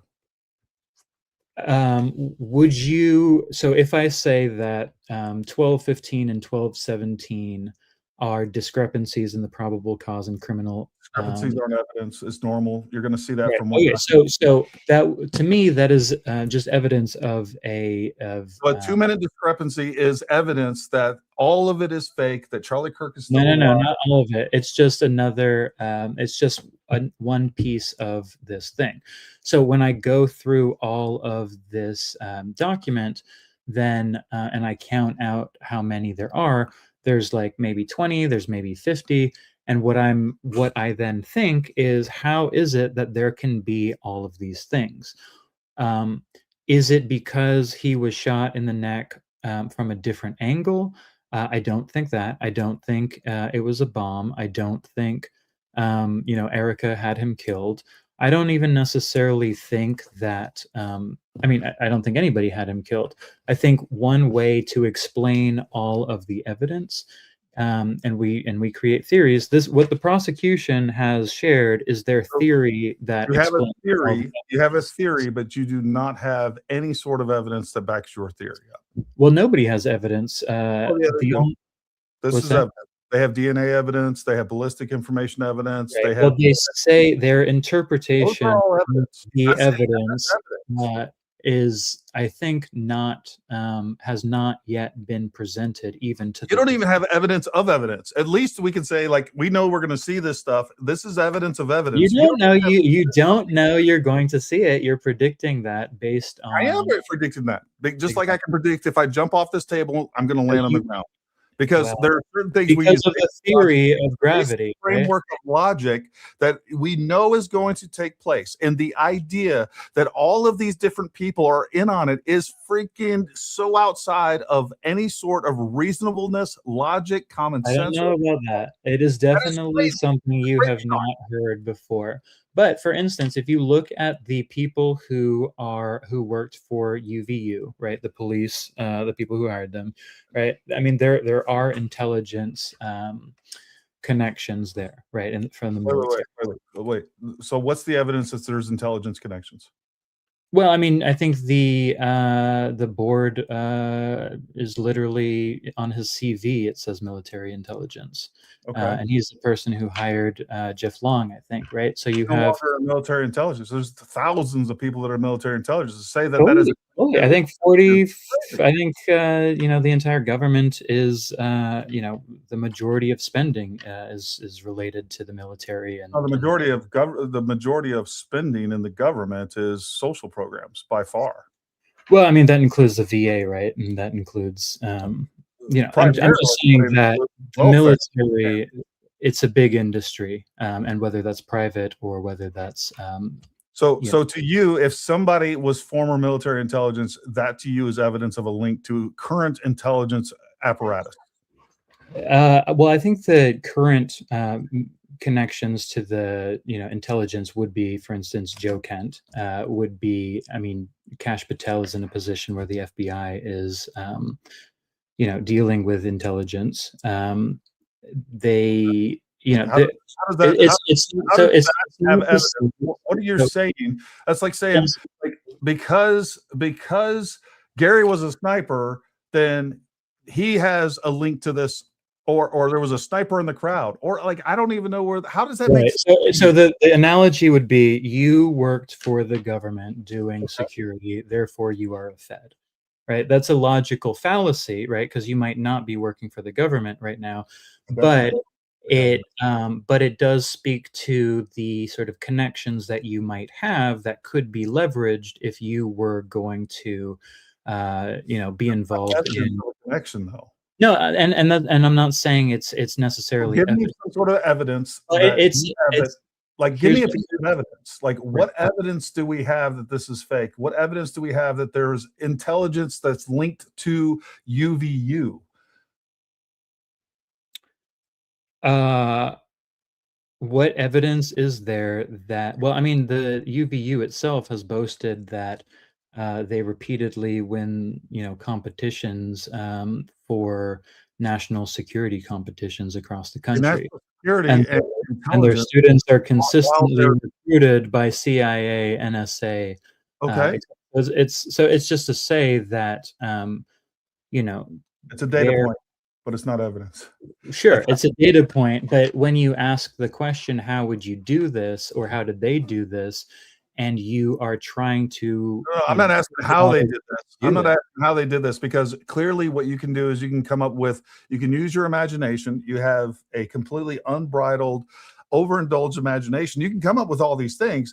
I'm asking what evidence that they did do this, not that they could, not that there's some possibility out there in the blue yonder.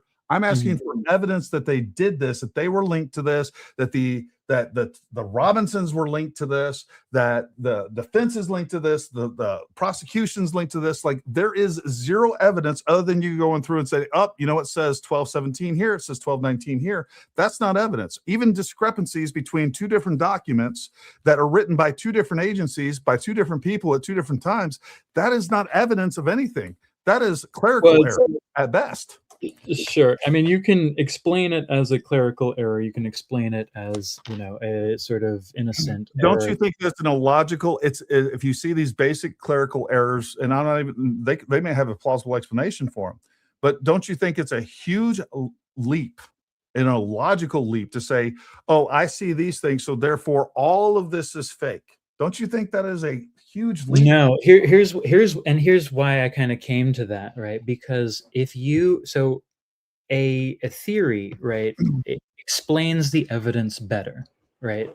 It explains how all of these things could happen and it doesn't necessarily provide new evidence. What it does is construct itself around why is this happening when we don't have an explanation for it. I And think there's so clear explanations. the theory that sort of emerges there then, whether this is, evolution or theories of gravity, etc., it part of the way it becomes true is it has predictive power, and The you way it can becomes see true things. is that you actually present evidence that it happened. That's the Well, difference. That's the thing that well, you for have instance, a total disconnect from this. Like, you have zero evidence, you have thoughts, theories, and you can create these different points that you think have some sort of connection, that have, like, most people wouldn't even look at these things and say that they're correlation, but you're going on even further and saying, hey, this is correlative. But now I'm saying not only is it correlation, it's actually causation. When what no, you're saying is correlation is completely subjective, and it's just a thought. It's a thought experiment. It's nothing more. There's no evidence to support any of that. There's no evidence that Israel was in on this. There's no evidence that Charlie Kirk is still alive. I think the evidence that Israel was in on it would have been or what is being claimed as evidence is Well, that's not evidence of Israel. That's that's a logical fallacy in itself. He was talking about U.S. donors, U.S. Jewish donors. That's not Israel. I wasn't talking about that. I was talking about like Netanyahu is very quick response, as you mentioned, the donors, and that came, I think, from Candace, I'm going to guess, or I think the quotes might be different, but my point for this is that it's interpretive. It's another explanation for the same evidence. I think it explains the evidence better than what is included here. I think that it has interpretive power and can better predict what will happen based on we're gonna see who's right when we get to the trial. I mean, I think that's where we're at on this. If we get to the trial. And I think what Jordan just said there was, when it comes to these explanations of how the shirt and necklace behavior sort of goes, again, there's explanations like, oh, well, maybe it was this, or maybe it was this, or maybe it was this. And he's sort of saying like, okay, well, you would have to demonstrate that, and that's a sort of example of that. I think you would argue it can't be No, I think that part actually, I think it actually has been replicated, and I think you could replicate that. Who do you think replicated it? I don't remember. I remember somebody doing an experiment. So take that for what it is. But what I think it is this experiment, just so I know, is this experiment the shooting, like, is it a YouTube video of somebody shooting like a gel kind of thing, or what? Because you had said earlier that's not a good approximation of. No, it's not. It's not. But what I'm saying is that it is a very, like, you can sit there and look at this, and a very good explanation of what happened to his necklace was the transfer of kinetic energy. It's a good explanation. It's a good explanation. But what I'm saying is Jordan has another good explanation, which he hold on. The difference between his explanation and my explanation is that we actually have evidence of those things happening. Jordan has to create a whole nother thing, like something that we have no evidence for. We have evidence of a gunshot. We have evidence of people seeing it. We have evidence of a wound in his neck. What he's requiring us to do is to create all of these other ancillary positions and like ideas, like, oh no, they actually put a fake thing on his neck, and they had this squib, and like somebody had to control it, and then they had to actually did that too when you sort of did the your best guess was that there was he had like a plate in a vest plate, right? Yeah. You created a sort of explanation that explained the shirt movement that actually wasn't the case, and now other people are trying to use the necklace as a way to explain that. Actually, what I did had nothing to do with the necklace. No, I'm saying it was a sort of attempting to use sort of X-ray vision to guess what was happening either under the shirt or even under the skin. The difference is, number one, there was once I saw that there was a lack of evidence and there was actually evidence against it, I came out, matter of fact, that night, the night that I released that video, I came out and said, hey guys, I think I'm wrong on this. And every time I presented it afterwards, when I got additional behind the scenes information on this stuff, I was like, hey, I think this is still possible, but I'm letting you know that this is speculative on my part. That's the difference. I understood that I didn't have evidence, and I didn't try to turn these thought experiments into evidence. I said, hey, this is possible, and here's why it's possible, but I don't know. And then once I did get evidence that was wrong, I came out and said, hey, you know what? I was wrong on that. And I was wrong. Sure. Like, And if the theory gets falsified, I'll be the first person to say, you know, I'm wrong on this. Well, But I will say that, you know, the thought experiment. Don't you see Yeah, that? there is. I mean, I would if they had There's everything. no way for your theory to be falsified, which is a really cool position to have, because what you're going to say I disagree when with he that. is convicted and he either goes to jail for the rest of his life or he's convicted of he's actually sentenced to death, you're going to say it was all fake. The parents are fake. Like, there's no way to. And Charlie, I'll say that I am not persuaded that it wasn't fake unless they do certain things and provide certain evidence that they say that they have. and guess what? A lot of people think that Elvis is still alive, or at least was until That's recently. true. Some people think Epstein is still alive, right? Some people, right, like think people are in witness protection, right? So, Sure. you know, this is All right, let's this is the question. Like, do assets, intelligence assets, fake their death to go covert? Like, I don't know. You know, it's a question. Keep going. Jordan Henshaw says fake death hypothesis repeatedly demonstrates shirt necklace behavior. No one else has. Scientifically, fake death is the best hypothesis. I disagree with that completely, as we just discussed. And I disagree with Jordan about a lot of things, with the exception that I think we both think it's things are not as they seem. Eco, you're denying pure trauma. His body had dead. Notice how he does the same thing Clandis does, throws all kinds of crap at the wall and hopes something sticks. I will say most of what I think that's a strategy for the prosecution too. But to be fair, what the things that you're proposing have zero evidence behind them.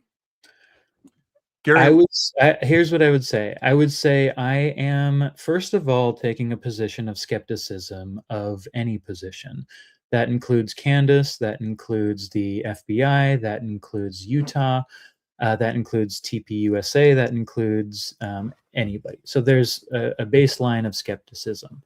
Well, the only skepticism that you don't display is against these wild theories that have no evidence, and that's my problem with all this. What I'm saying is, you're like, the evidence, as you mentioned, there's an absence of evidence, right? That evidence is being suppressed.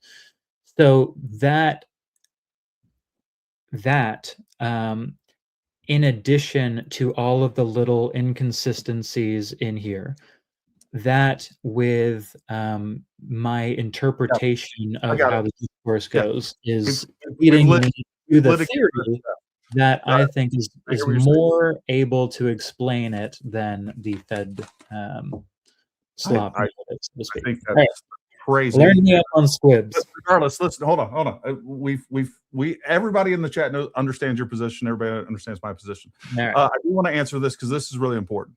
Because squib there's synonyms to squib, and I want to make sure that people understand the difference. And I'm glad that Odorized Ramblings brought this up. Gary, learn me up on squibs. In my experience, a squib never left the barrel. So there's two different types of squibs. First of all, usually when we're talking about firearms, a squib is a round that, for whatever reason, didn't have enough energy to leave the barrel, so you have a projectile stuck in the barrel. That's a squib. The other thing that they use, squibs, which is a completely different term, well, it's the same term, different meaning, is in Hollywood, where they're talking about a fake explosion on a body, whether it's a gunshot or, you know, some sort of explosive nature. And basically what they're saying is that Charlie Kirk had some sort of prosthetic on his neck, and basically they hit a button, it blows up. Not necessarily, but this is one theory of fake death, how they did it. Sure, okay. Yes, but I'm just explaining what a squib actually is, not applying it to a theory or whatever else.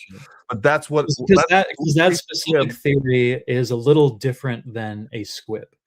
because he has, I think, a blood hose that is under the prosthetic that gets cut open by the necklace, which is elaborate and not necessarily the same thing as a squib.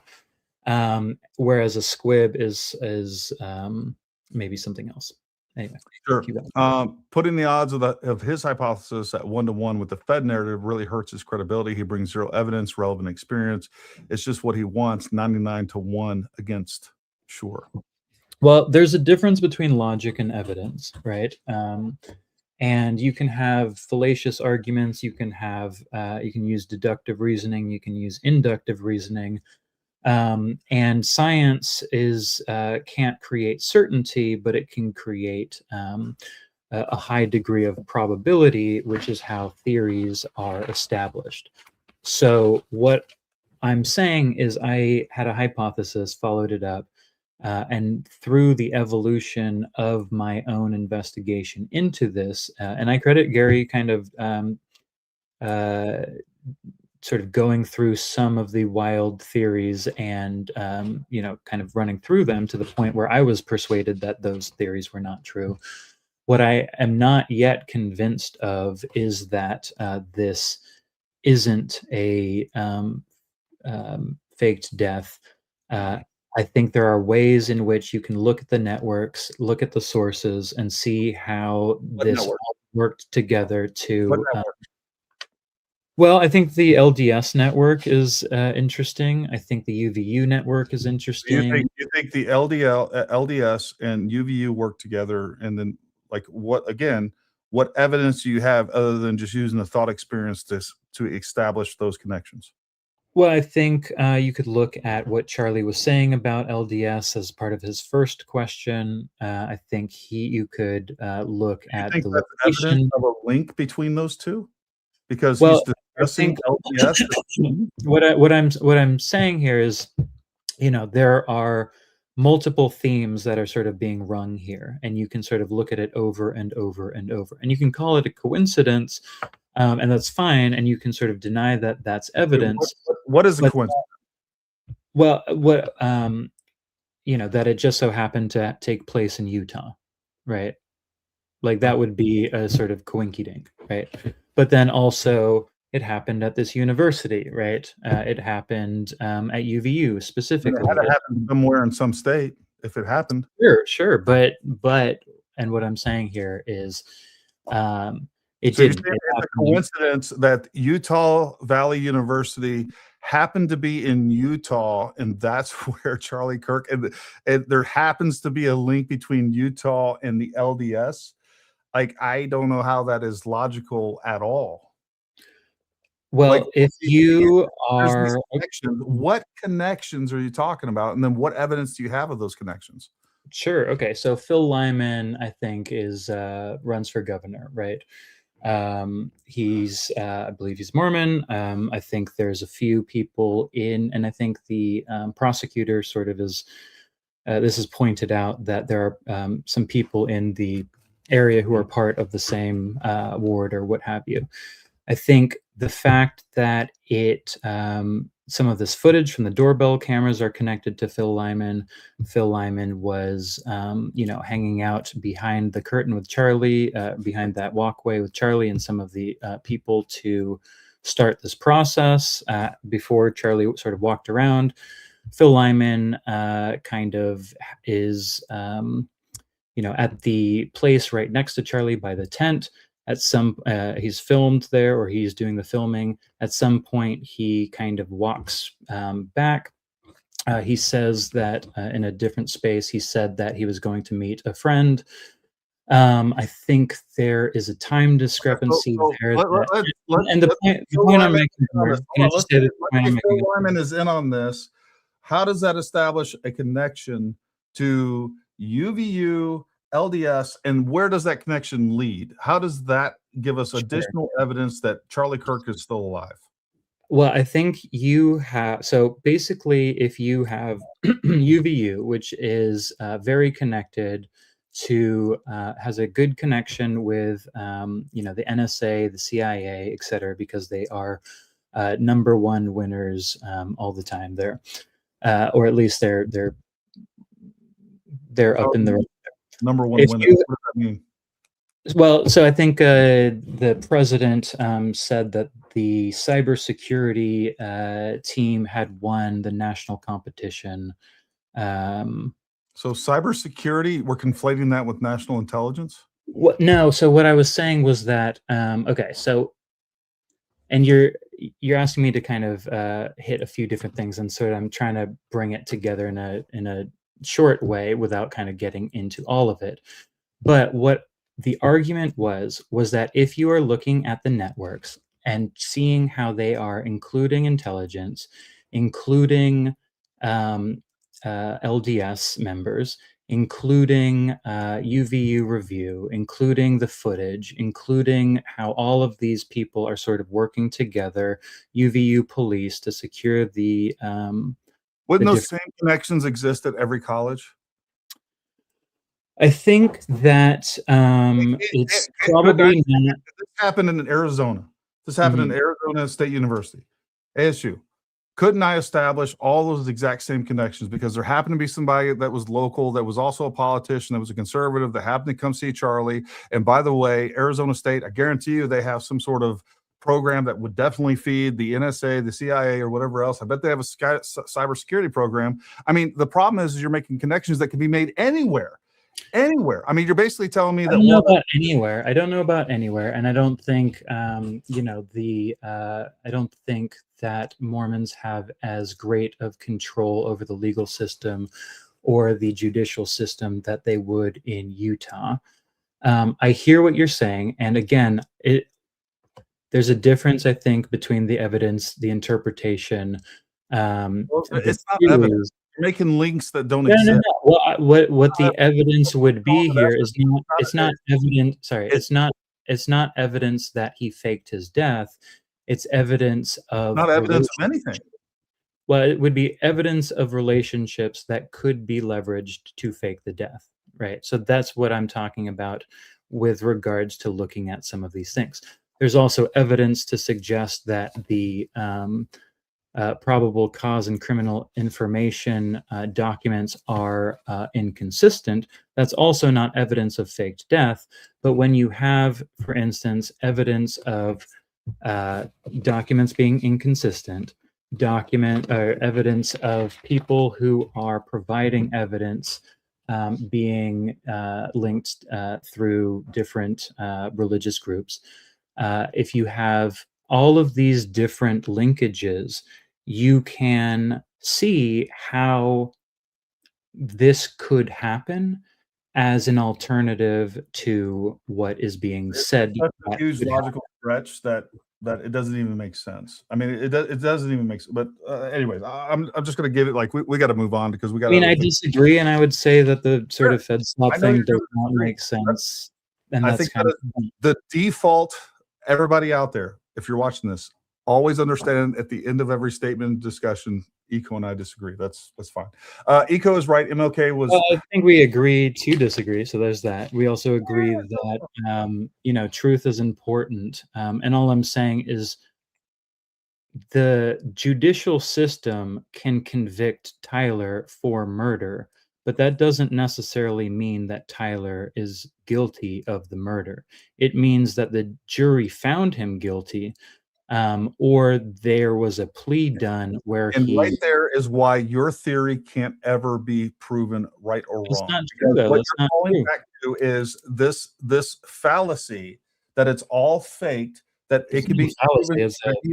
Like it might be a fallacious argument, but evidence that any of this is faked, that any of this, all these connections that you're alleging even exist to begin with, that the LDS has control over the judicial system and they operate outside of any other state that would be there.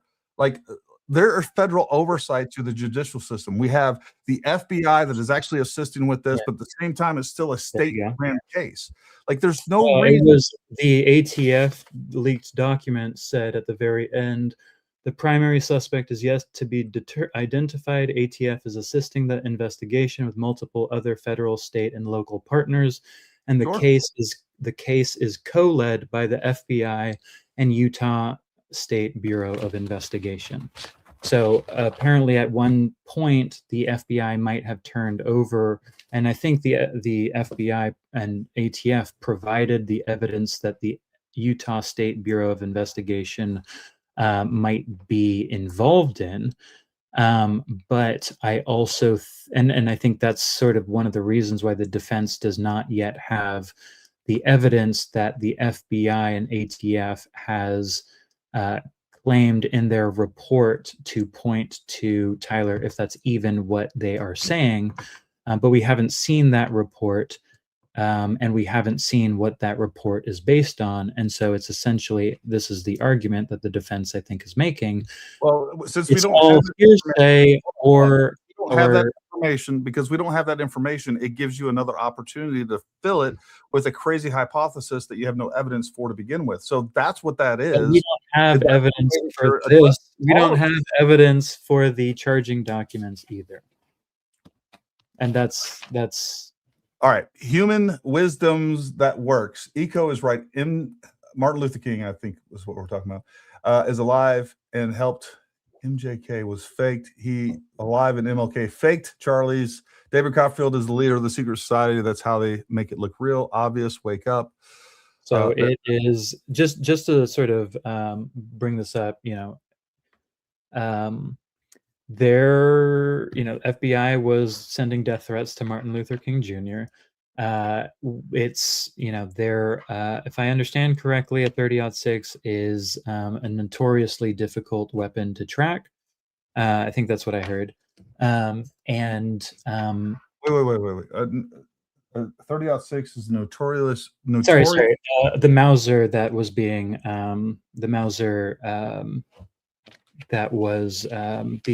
isn't that what was Martin Luther King hit with that too? He was. He wasn't shot with a Mauser that I know of. Oh, okay, gotcha.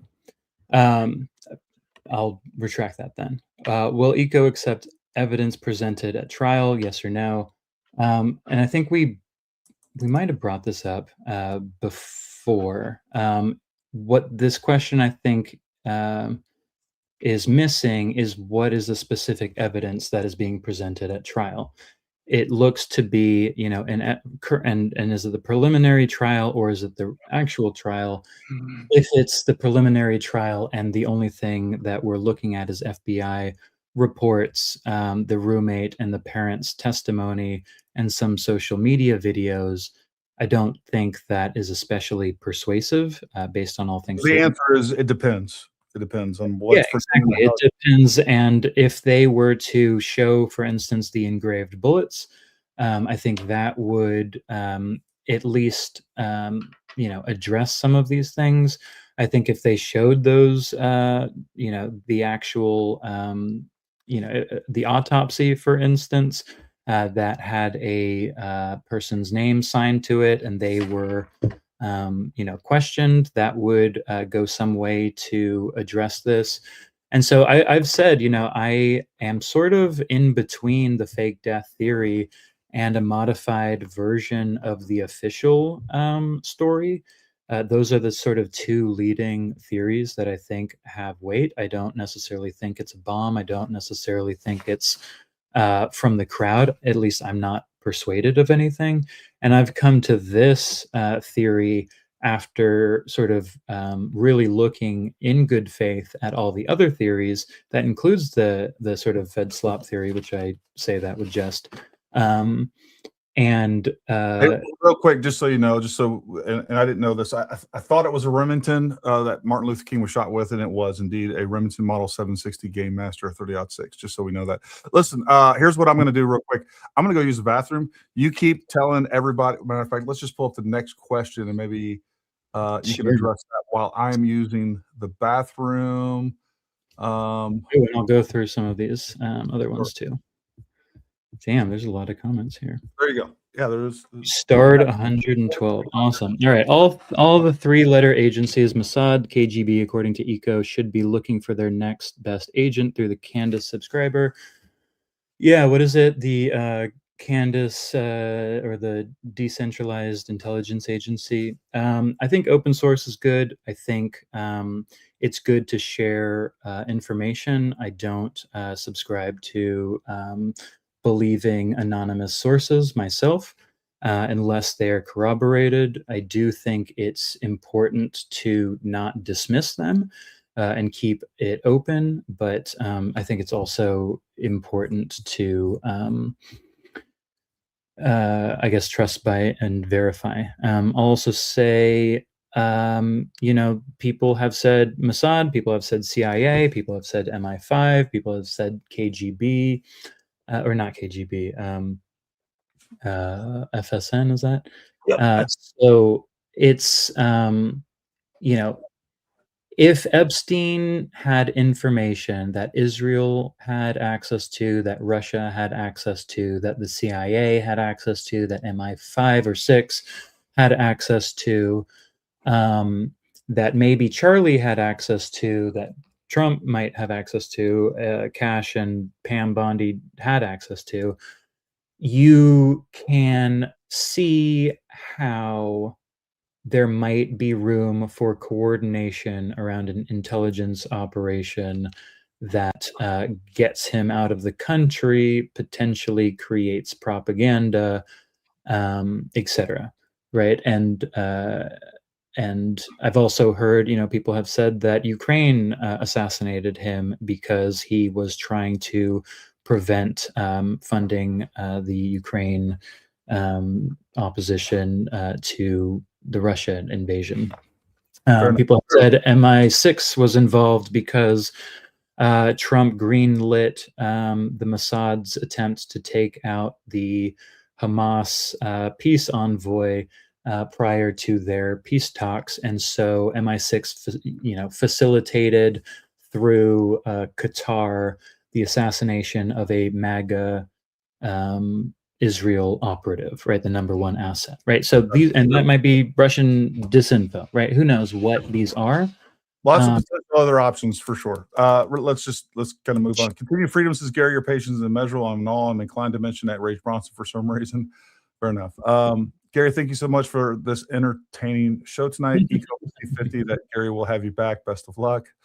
I would have. I don't have any ill will or anything else. I find you frustrating to talk to, not because of the logical fallacies that I see or the disagreements that we have. Oh, name one. It's the super long answers. It's a problem. You say a lot of words. It requires nuance, and hedging, I think. Because I'm not sure. I believe it's more likely that it was faked, based on all things considered. But as we have established, there are, at best clerical errors, at worst inconsistencies, and enough holes where there's some wiggle room that allows for reasonable doubt. So the reasonable doubt, I think, is important to not gloss over with a bunch of projections and speculation, as I see. And I think you're creating reasonable doubt. First of all, I don't think that I'm pointing it out and making notice. Your definition of reasonable doubt and the legal definition of reasonable doubt is the same. I think your reasonable doubt is completely unreasonable. You're saying any doubt because there's a time differential of 2 minutes in here, or they kind of say one thing in this, like now we have a reasonable doubt. I think that is. I agree that my perspective is unique and different from other people, for sure. I will also say that it's reasonable to assume that the jury would convict on this. However, outside of the courtroom, it's also reasonable to doubt that this is anything other than an intelligence operation. And I'm just saying reason to doubt, not that it definitely is. Because as you mentioned, I'm all about the conspiracy. I love a good conspiracy. I can tell you right now, you have not given me one compelling piece of evidence or even information or speculation that makes me think that this is like some big conspiracy. All right. Well, can I take a shot at doing it with Butler, for instance? No, Really no, quick. no, because that's a completely different situation. It's like this is But what I hear. it's the same. It's the same kind of blueprint. No. It's, you talk about a fallacy. I hear this all the time. Well, No. JFK with oh god. I'm not talking about JFK. I'm talking about Butler. It's not taking me out. Because JFK was killed by the government, whether you believe that or not. Obviously, Charlie Kirk was too. Like that is. That's not what I said at all. That is a huge fallacy. Well, here's what I'll say about JFK. The FBI seems to do a bad investigation. And so I think you might agree that they did a bad investigation in Butler. And I think people are saying that they're doing a bad investigation here.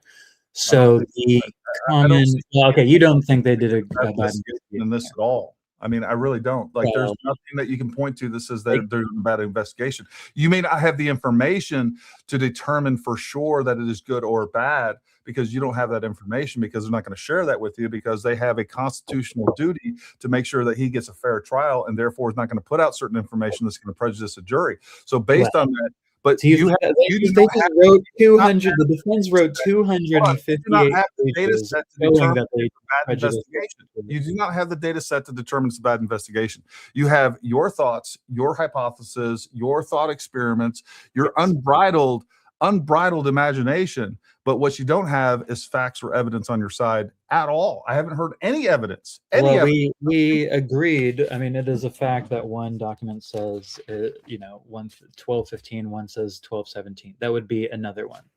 And it is a fact that it says it was insinuated. It is. You don't know it's a clerical error. That is not a fact that it's a clerical error. It's an assumption that you have made that it is a clerical error. It is a fact that there is a discrepancy. Whether it can be explained as a clerical error or something else is an assumption that you are making, and Occam's razor would suggest that you don't want to make assumptions. So your theory has more assumptions than mine. No, it doesn't. That's insane, dude. That is absolutely insane. I have one theory, and that is what's that? That's insane. All right, we got to move on. Gary, 2 minutes is real. I feel it's a message that Eco should consider in numerology. Maybe it's the door code to the Stargate in the Grand Canyon. Ooh, yes. Maybe. 33 hours. What is your standard for exculpatory evidence? Oh shit, it's Gray Hughes. Gray Hughes in the house.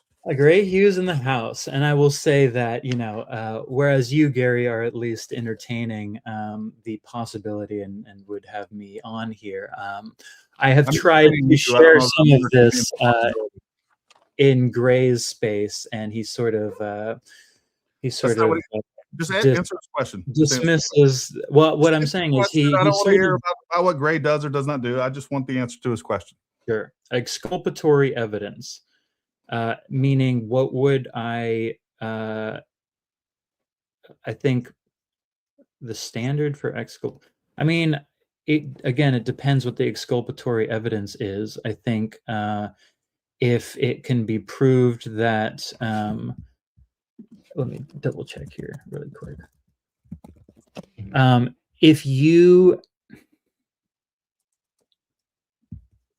If you're talking about clearing Tyler and what is the standard for that, I think if he's got an alibi, that would be exculpatory evidence. I think if the if there is, I mean, this is the question, like if there was evidence that he did not write those texts, that would be exculpatory. I think if he, didn't own that shirt, that may not, I mean, I don't want to say it could be exculpatory because there could be a sort of way he could get that. But if you can falsify the argument, that is, I'm down for it. I'm open to it. And there are people who, anyway, there are cases that are more persuasive than this. I'll just put it there. And I'm looking again. I'm looking for, but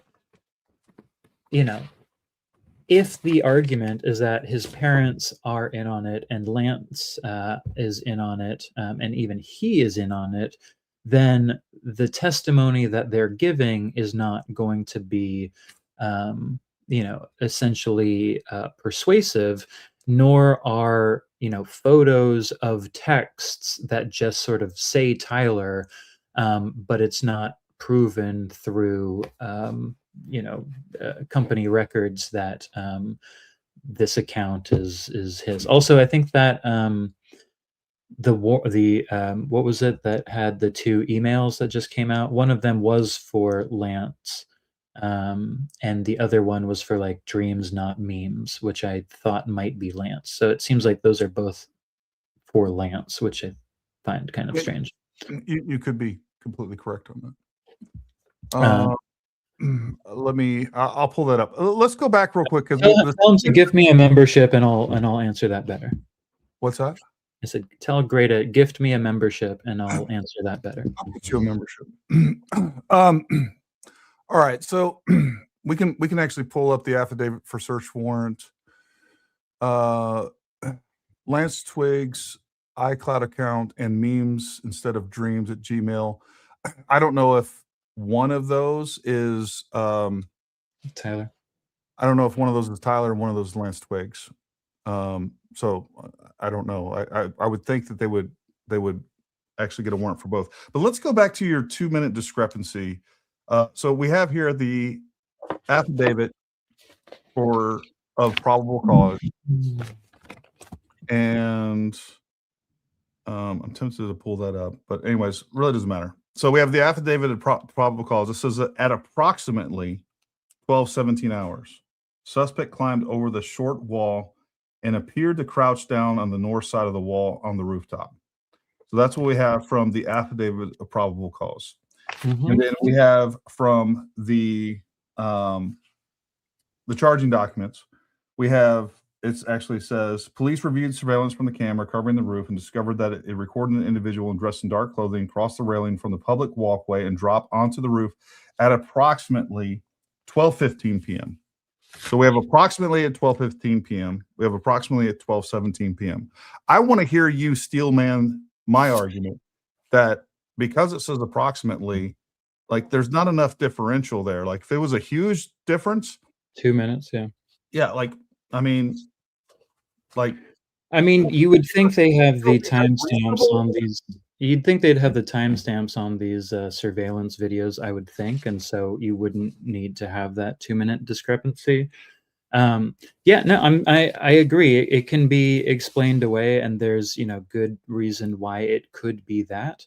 I'm just saying, as there could be a good reason for why it was said that Robinson implied that he was the shooter and stated that he couldn't go to jail and just wanted to end it. That's obviously not a direct quote. It's also sort of unclear if, the person conducting the interview with Tyler's dad or mom is the one who's sort of being referred to when it says, when asked why he did it. Is the investigator asking the dad why Tyler did it? Is the dad asking Tyler why he did it? Robinson explained there's too much evil and the guy spreads too much hate. That was the same sort of line that was in this conversation where they were talking about that. Hold on. And so it's just to point out that there's another way of reading this. And if you sort of don't look too close into the semantic differences, you could be forgiven for believing that there's four. So hold on. So, you're creating ambiguity where there no reasonable ambiguity is actually there, because let's go back to this document. So this is a Scotsman fallacy, by the way. It's not a real. It's not really reason. It's not really logic. It's fake logic. No, it's you're creating ambiguity where there no reasonable person would actually think there's any ambiguity. So it says, however, no reasonable person would. Hold on. However, yes. Robinson's father spoke on the phone with Robinson. Robinson implied that he planned to take his own life. Robinson's parents were able to convince him to meet at their home. As they discussed the situation, Robinson implied that he was the shooter and stated he couldn't go to jail and just wanted to end it. When asked why he did it, Robinson explained there is too much evil and the guy Charlie Kirk spreads too much hate. There's no indication there where the interviewer is asking his father, hey, why do you think he did it, Matt Robinson? Well, he said, this. If you look at the beginning of this section where it says the Washington County investigation, it says on the evening of September 11th, as law enforcement continued their investigation, and I think that September 11th, it was a holiday, and so a lot of people were absent. So, maybe the skeleton crew was doing this. Wait, why would? Because there would be less. If I remember correctly, 9/11 was a holiday. Do you remember that being the case? No, I don't believe that 9/11 was it doesn't matter if it was it doesn't matter if it was Christmas. When you it would have been less. I'm just bringing up there would have been, and I think this was one of the reasons why the judge said that certain things were delayed because of the dates and the holiday, which is I was just bringing that up, but my point was that I don't want to litigate it because it's I don't. Look, I was just saying in this case, it says at the very beginning, law enforcement is continuing their. When Charlie Kirk was killed, this was treated just like an active shooting event. All hands on deck. Every federal agent within a radio, every single state and local cop, everybody that could possibly respond. 9/10, right? That is standard operating procedures for any active shooting event. They were doing a manhunt. That's what they were looking for. And then later on, they came across evidence. They looked at the surveillance footage. They put a certain amount of surveillance footage out there. So certain people that if they recognize this person, they could identify them and get back. Which doesn't say that the father saw a gun. I think it just says that the mother saw the photos that the FBI put out. Okay. Which is to say that it may be the case that the dad did not see that gun, and so would not be able to identify it, but rather he just believed that the gun that that was suspected to have shot him, because he believes that it was a shot, because of the statements that are being made. So he also believed that the rifle the police suspected the shooter used matched a rifle that he was given to his son as a gift. So I agree with your statement. I don't know that there was an actual photo right. with that, but he already believes it. The person looks like his son, and so a gun was used. The logical follow-up would that be like, all right, well, send me they have a rifle. I think that was put out early on September 10th. I don't know. I can't remember specifically. We'd have to look that up. But if a rifle was found and he knew that his son looked like the shooter, the first thing that I would ask, like, oh my God, that's my son. I know he has a rifle that I own. Hey, send me a picture of that rifle. So, sure. But if it's not the son, then it wouldn't be the rifle. And so the point being that he doesn't know if the rifle that is being shown, because he doesn't see that rifle, he doesn't know if the rifle that is a gift is the rifle that is the suspected weapon. Is all I'm saying there. And so what should be asked is, does this gun that New York Post look like the gun that Tyler, that you gifted Tyler? And if the dad says, no, actually, this is my gun, or sorry, this is the gun that we gifted Tyler, and as you can see, it looks very different, that could be exculpatory evidence as well. So what it actually says here, he also believed the rifle that the police suspected the shooter used matched a rifle that was given to his son as a gift. Sure, he believed it looked like a son too, right? It might not be his son, but he believes it looks like it. There's, again... My point is I'm not even sure that picture was out on September 10th. My point is I'm kind of giving you a little bit of red meat here, because I don't think that picture actually came out till September 11th. Now, they may have put out a description of the gun that was a 30-06. Well, that matches the description, just like it says here. He also believed that the rifle the police suspected the shooter used matched the rifle that he was given to his son. Or they may have I don't know. Maybe locally they actually put that photo up. I don't know. But I don't think that this is what we're talking about here, September 10th. And I don't think that photo was actually, at least nationally, published till September 11th. Let's move on to a couple other questions. No disrespect, but your eye rolling shows lack of belief in your own words. I study body language. Why would Charlie do it? All right. Well, Marcy 957. I think there was people who said they studied body language and studied lip reading, and I don't basically buy into a lot of another a confession in the courtroom. I think, So to the question of why did he do it, I'm not sure. Is the most honest answer I can give. I can speculate as to some reasons why he might have, but that's all that's going to be. And Gary has said he doesn't love speculation necessarily. Yeah. What I will also say is I'm not a big fan of body language, anything. I don't think that it's always indicative. What about gait analysis, though? What's that? What about gait analysis? I think it's trash. Absolutely trash. Okay, so you are then possibly not thinking the person in custody for the January 5 or 6. I think if that is strictly based on gait analysis, and I haven't looked that much into the pipe bomber, I think number one, the first time they used gait analysis, I think they were saying that a female was responsible for it.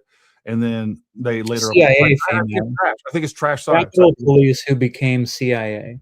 Yeah, they found a. We agree on. I think we both agree that gait analysis is trash. Right.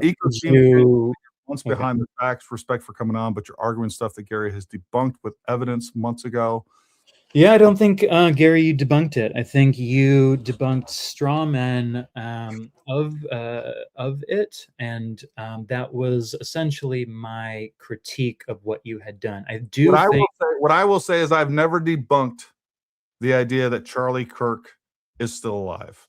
What I will say is I think that the facts and evidence make that such a small probability that it's borders on ridiculous.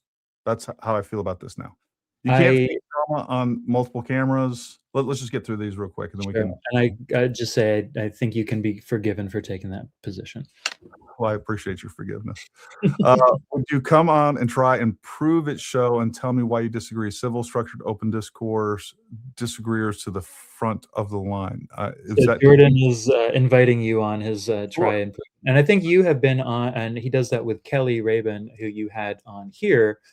And that was actually how I think, not that I got turned on to the fake death theory, because Morgan and Genghis were already doing it, but anyway, it was a helpful kind of consolidation of all of the different examples of fake death, which I kept as one example of the conspiracies compared to a second angle, the bomb theory, the electrocution theory, none of which I really subscribed to, and so went towards the fake death thing. Cool. This is for Gary's drinking fun because I left and came back and you're still not giving clear evidence. It's borderline reckless to spread false narratives.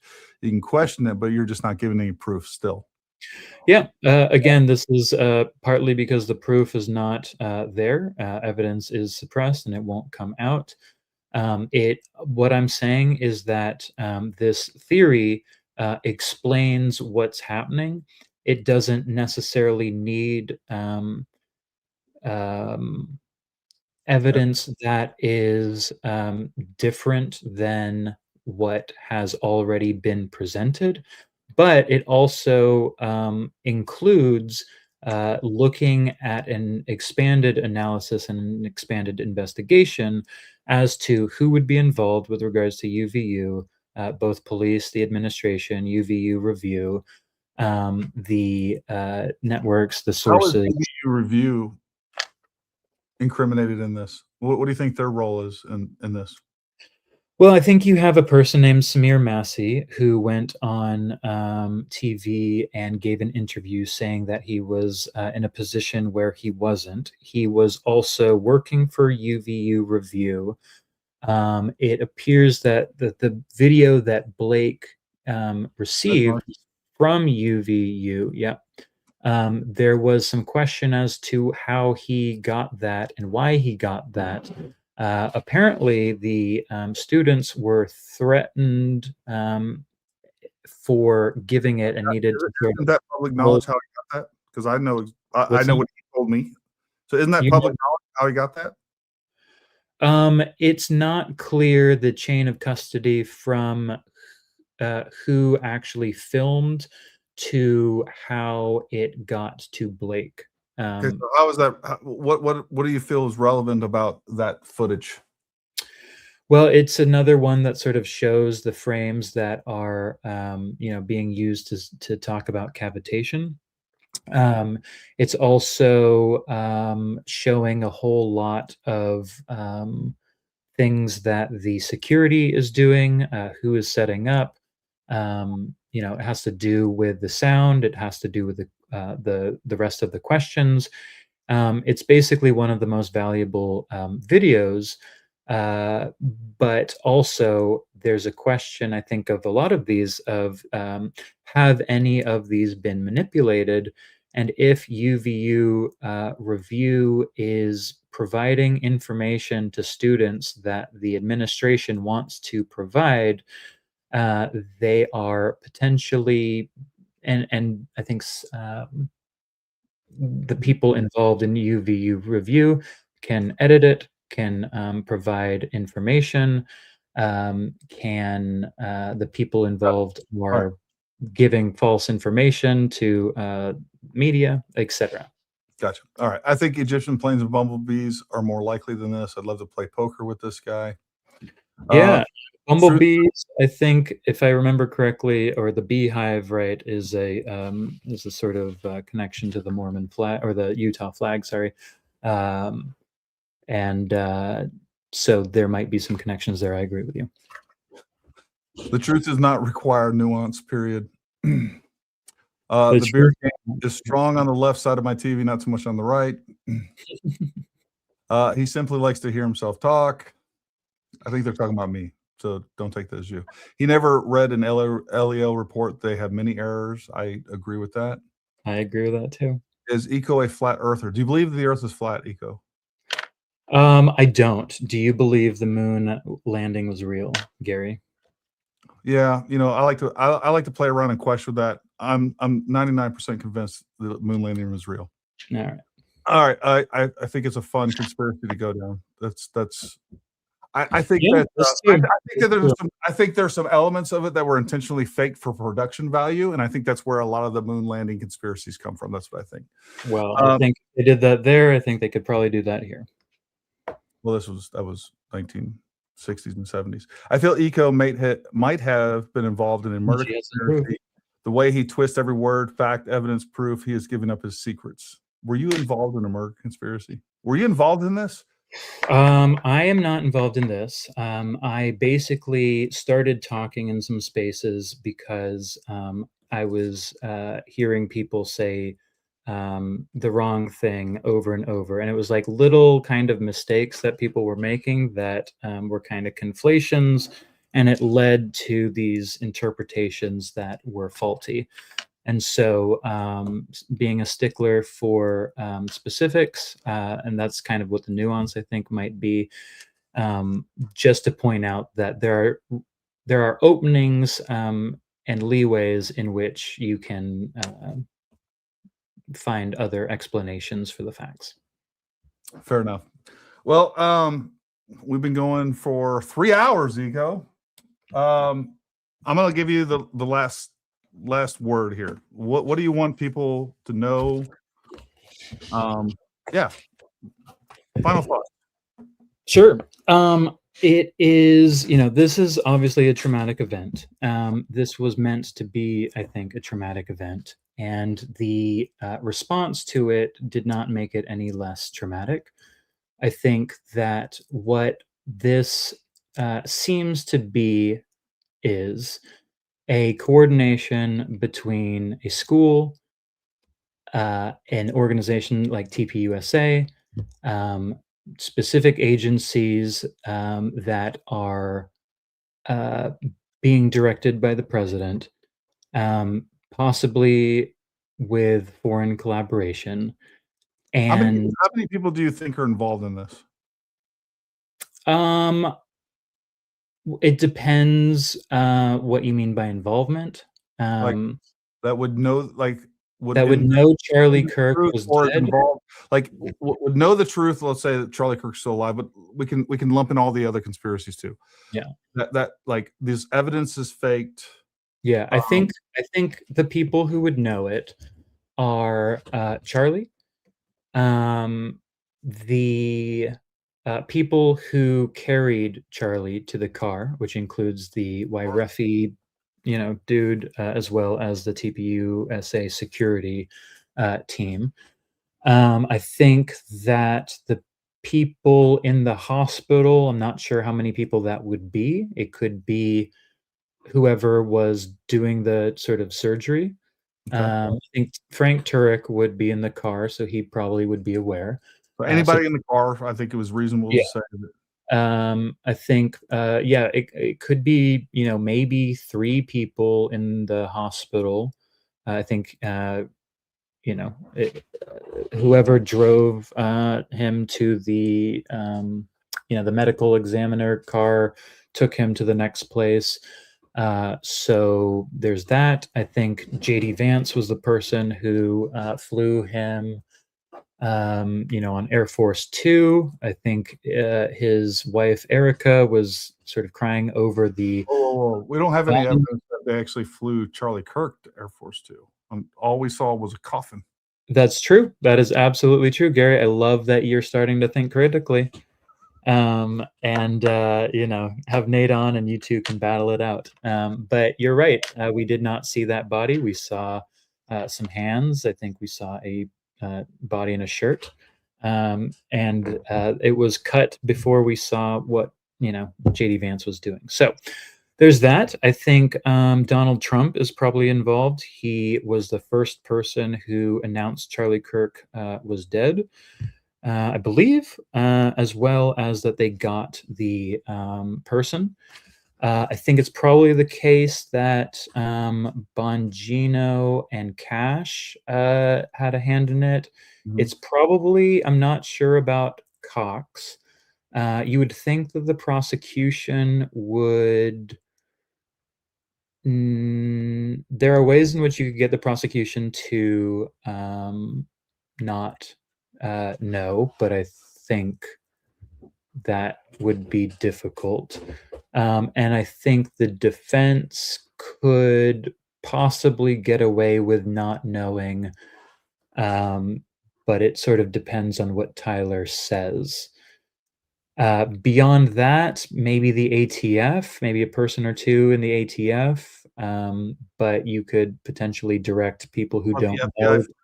FBI forensics, SBI forensics, because they're Yeah, both. I think they would be. I think they would be involved in that, and then yeah, and then people who can sort of stretch their minds to come up with a theory that explains it, and then believe it would be the other people who are sort of don't know for certain, but are leaning that direction.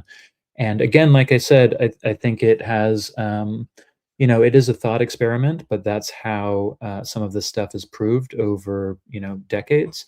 Somebody comes up with a thought experiment, and then later on, evidence comes out that proves it, or at least makes it consistent with that theory.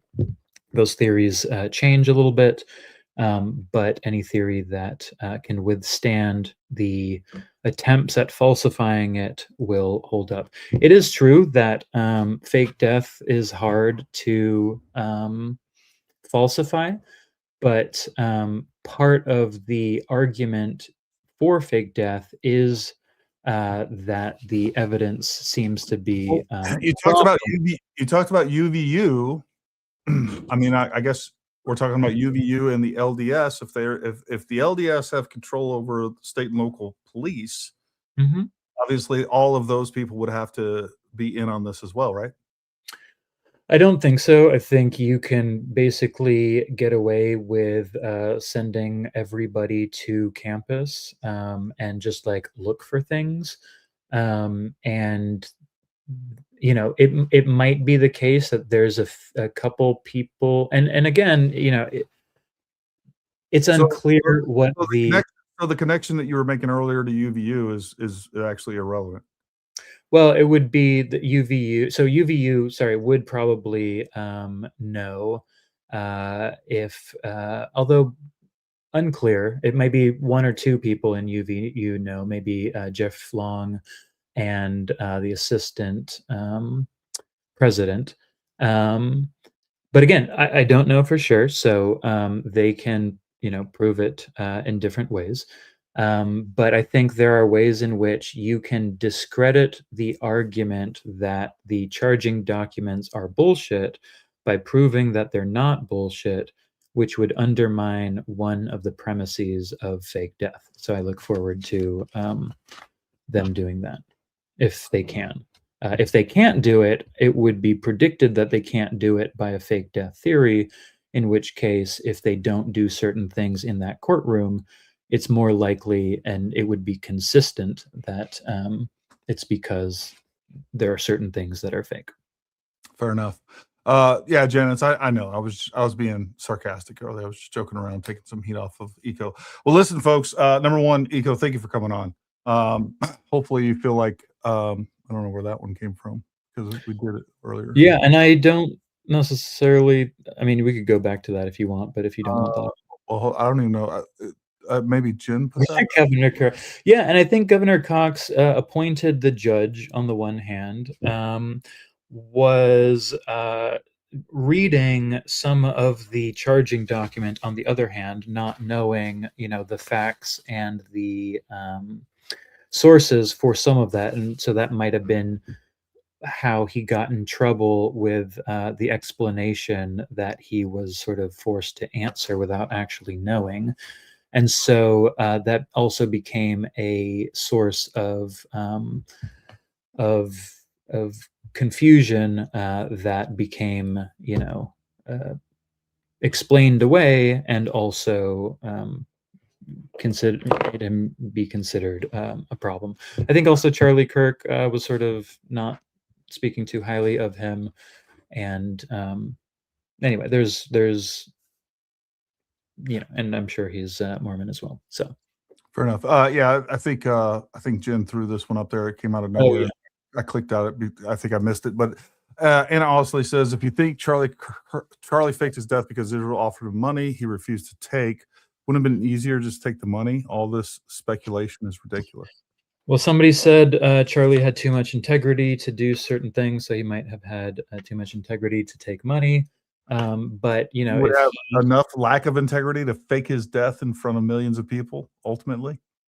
well, if you are doing that for your country, or you're doing that for another country that you believe strongly in, or you are doing it for God and Christianity because the demonic groups of the demonic leftists are taking over. It's there are ways in, and it's also an op, but you have to like clean the books because you're not necessarily in charge of that op, but you're a player in that, and now the op is over and you've got to make your exit plan and have Erica sort of come in here. Again, there are explanations you can come up with to do the facts, and then based on how those hypotheses get falsified and whether they can stand up, and how well they can explain any new evidence or predict any, I guess, future events, that would help to bolster the claims made by any given theory. Eco, have you ever been on a jury? I was invited to jury duty, but did not make it onto a jury. Gotcha. All right, listen, folks, we really appreciate you tuning in. Eco, it's been you took us on a roller coaster ride. So I appreciate that. I really do. And I appreciate you. And again, I think you're a sincere guy. I think we disagree on well, everything, but that's okay. And I think if nothing else, hopefully you felt like I treated you with respect. I appreciate the chat for generally treating him with respect and keeping it, overall pretty light. I know there was a few jabs in there, but most importantly, if nothing else, hopefully we're a good example that we can have two guys that completely disagree on this without attacking each other, without calling each other's names, without questioning, attacking their motivations or whatever else. I do think that you are looking for the truth. We just disagree about how to go about that. So anyways, thank you for coming on. I really do appreciate it. Can I ask one last question? And I think this will, otherwise Blake won't forgive me. Question is, if he is, and you sort of flew drones in that area, I think. I think there was a sort of lip on the roof where he shot the, so on the roof, at the edge of the roof, there's a little, I don't know how you would call it, but a lip that sort of goes up. Is that correct? Yeah. So like the soffit and the fascia of it, is that what we were talking about? I can pull up. Sure. And if you want to pull that picture up, that would be helpful. But I have you have an idea of how? I know Gray Hughes has that picture. I don't know if I have that exact picture, but what I do have is I do have the 3D model. If that will help, is that well, my question is kind of where he shot. Is there that lip, let's call it, that is going up, and how high if you know how high that goes up? You're saying that the surface from where he's shooting from isn't flush with the end of it. Yeah, I thought it was like flat, and then there was like a little like doop up there. That's a good question. I I believe that is flush with the end of that, but I will. Okay, because the question was, could you know just roll off of it? You know what we do have? I do have a photo of that. Hold on, I didn't understand what you were asking me. And I actually do have a photo of that particular picture. Here we go. Actually, I'm going to open this up, and then I'm going to keep it in there, and then we're going to. All right, so I will share this. Remove that. Let's image. No, that's wrong.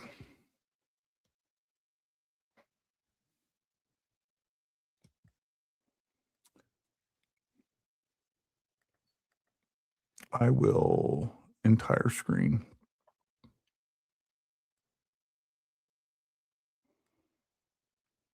All right. So what I do have here, let me make sure this shows up, is where did that image go? Oh, that's not it.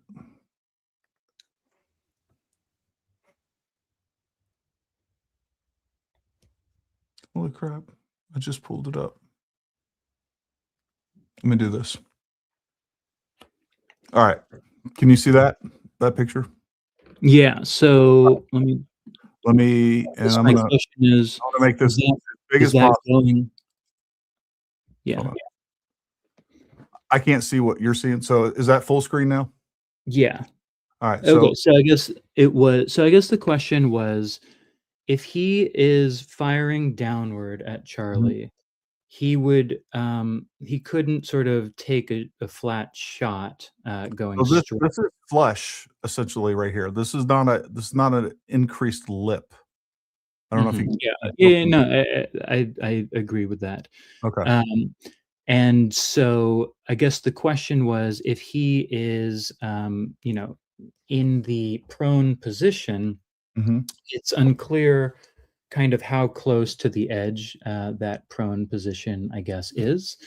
And he would have to be, I think, angling down on that with that gun, which means that the barrel would be off the no. So you're going to just, again, he's with a natural we call this unsupported prone, right? So I'm actually creating elevation with my elbows. We can see how close he is there. If we zoom in a little bit here, you can see that the impressions, these are markers. These are markers. There's another picture of that from a different angle that's also pretty helpful. So, but regardless, what he's doing is, again, he's on, this is where it is. I'm creating elevation and clearance from the ground to here. Like there's plenty of angle there possible. Like it's only 9 degrees. So it's like 9.17 or something like that.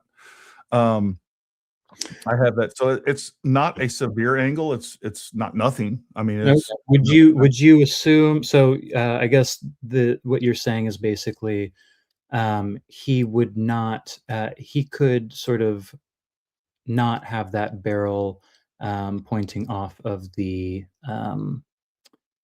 roof. He could sort of fire that from where he was, and that's sort of all to the good there. Is that sort of what you're... There's nothing there that creates any sort of impediment or decreases his line of sight or anything like that. And I got this will give us here we go, lossability perspective. You can kind of see here, and it's not perfect representation, but again, what we have here, let me pull this up. Right. And I guess not totally. So that's a really good representation of what, and you can kind of see what. Yeah, I hear that. I think a couple of things that were pointed out was, when Phil Lyman came out of the door and said, was that a shot? People were not reacting to that shot in a way that, and this is what, people have sort of brought this up. People were not reacting to that shot in a way that you would expect them to. Rather, they were, it seemed as if they did not notice a shot had come from the alleged place of the shot, but were more cowering behind the thing because they felt it might be coming from the crowd.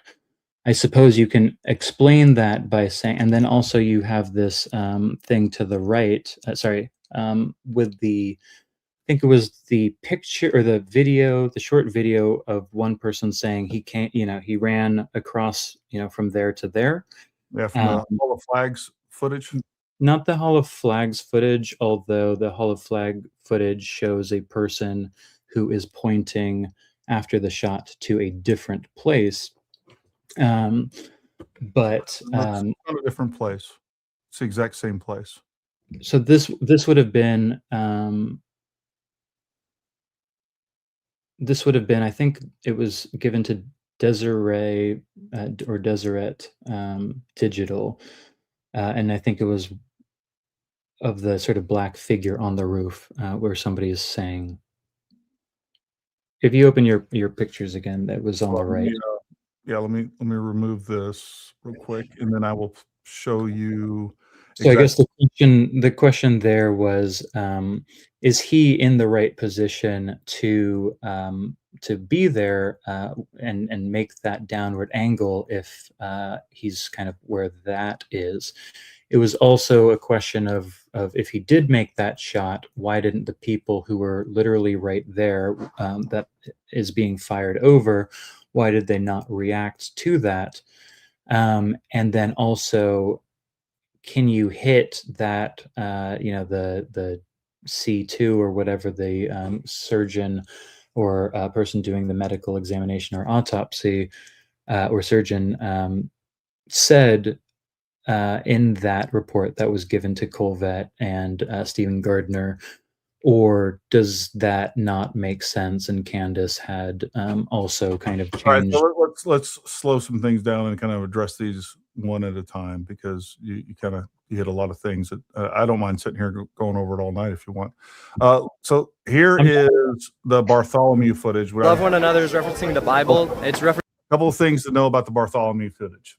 Out of the audio, it is by far the best. I don't know how much you know about like camera audio or whatever else. He has a more expensive, a better a microphone that's going to have much higher dynamic range, which means it's going to be more realistic. So we have better lows and better highs on this. And by the way, whatever I hear right now is going to be different than what many of you guys hear, because you also are going to have audio processing even in your phones or however you're listening to this, right? But most of the other shots, which is very common, I shoot a lot of videos of shooting guns with my phone. I try to avoid that, and I use a more expensive camera with a much better audio source, audio mic that has much higher dynamic range, so we can get some differentiating audio, so you can kind of tell the difference between different rounds. Or the other thing, like I'm always testing like suppressors and things like that. So when I'm doing videos like that, I want the best audio source so that I can most realistically relay how the audio sounds as I'm recording. Hopefully that makes sense. When you record, which most people were, when you're recording audio of a gunshot, especially, or anything loud with a phone, it has built-in compression that's going to sound completely different than the audio actually is. So for instance, if I went out there and I shot a 30 caliber rifle, a 5.56 and a 22, I'm just telling you right now, like, it is kind of hard to distinguish, or especially if I just fire one of those three. I'm like, hey, I'm not going to tell you which one of these three. I got a 30 cal, 5.56, and a 22. I'm going to fire one of them, and I'm going to videotape the sound nearby it. And most people aren't going to be able to tell me accurately. Most of the time, they're going to be 33% of them are going to be right. And I should say, this isn't the video I was mentioning. I know. Although I do think that the Adam Bartholomew video is very much one of an example of footage that sort of goes from place to place, filming what is meant to be filmed, and provides a lot of material that is. I'm going to show this video, and my point of showing this video is that when you're talking, like down in the atrium down there, you are going to oh God, what's that area called? That whole area. Anyways, even when I was there, the acoustics of it are crazy. Like you hear people talking, like the sound is bouncing all over the place. And so you're not going to get good directional sound from a round that's coming from a different location over the top of people's heads. I don't doubt. And by the way, you can actually see in the Bartholomew footage, a lot of people do look in the direction of that. The fact that other people hear it bouncing off of walls or whatever else, nothing surprised me there. But I do want us to look at where we now have these people that are on the second floor.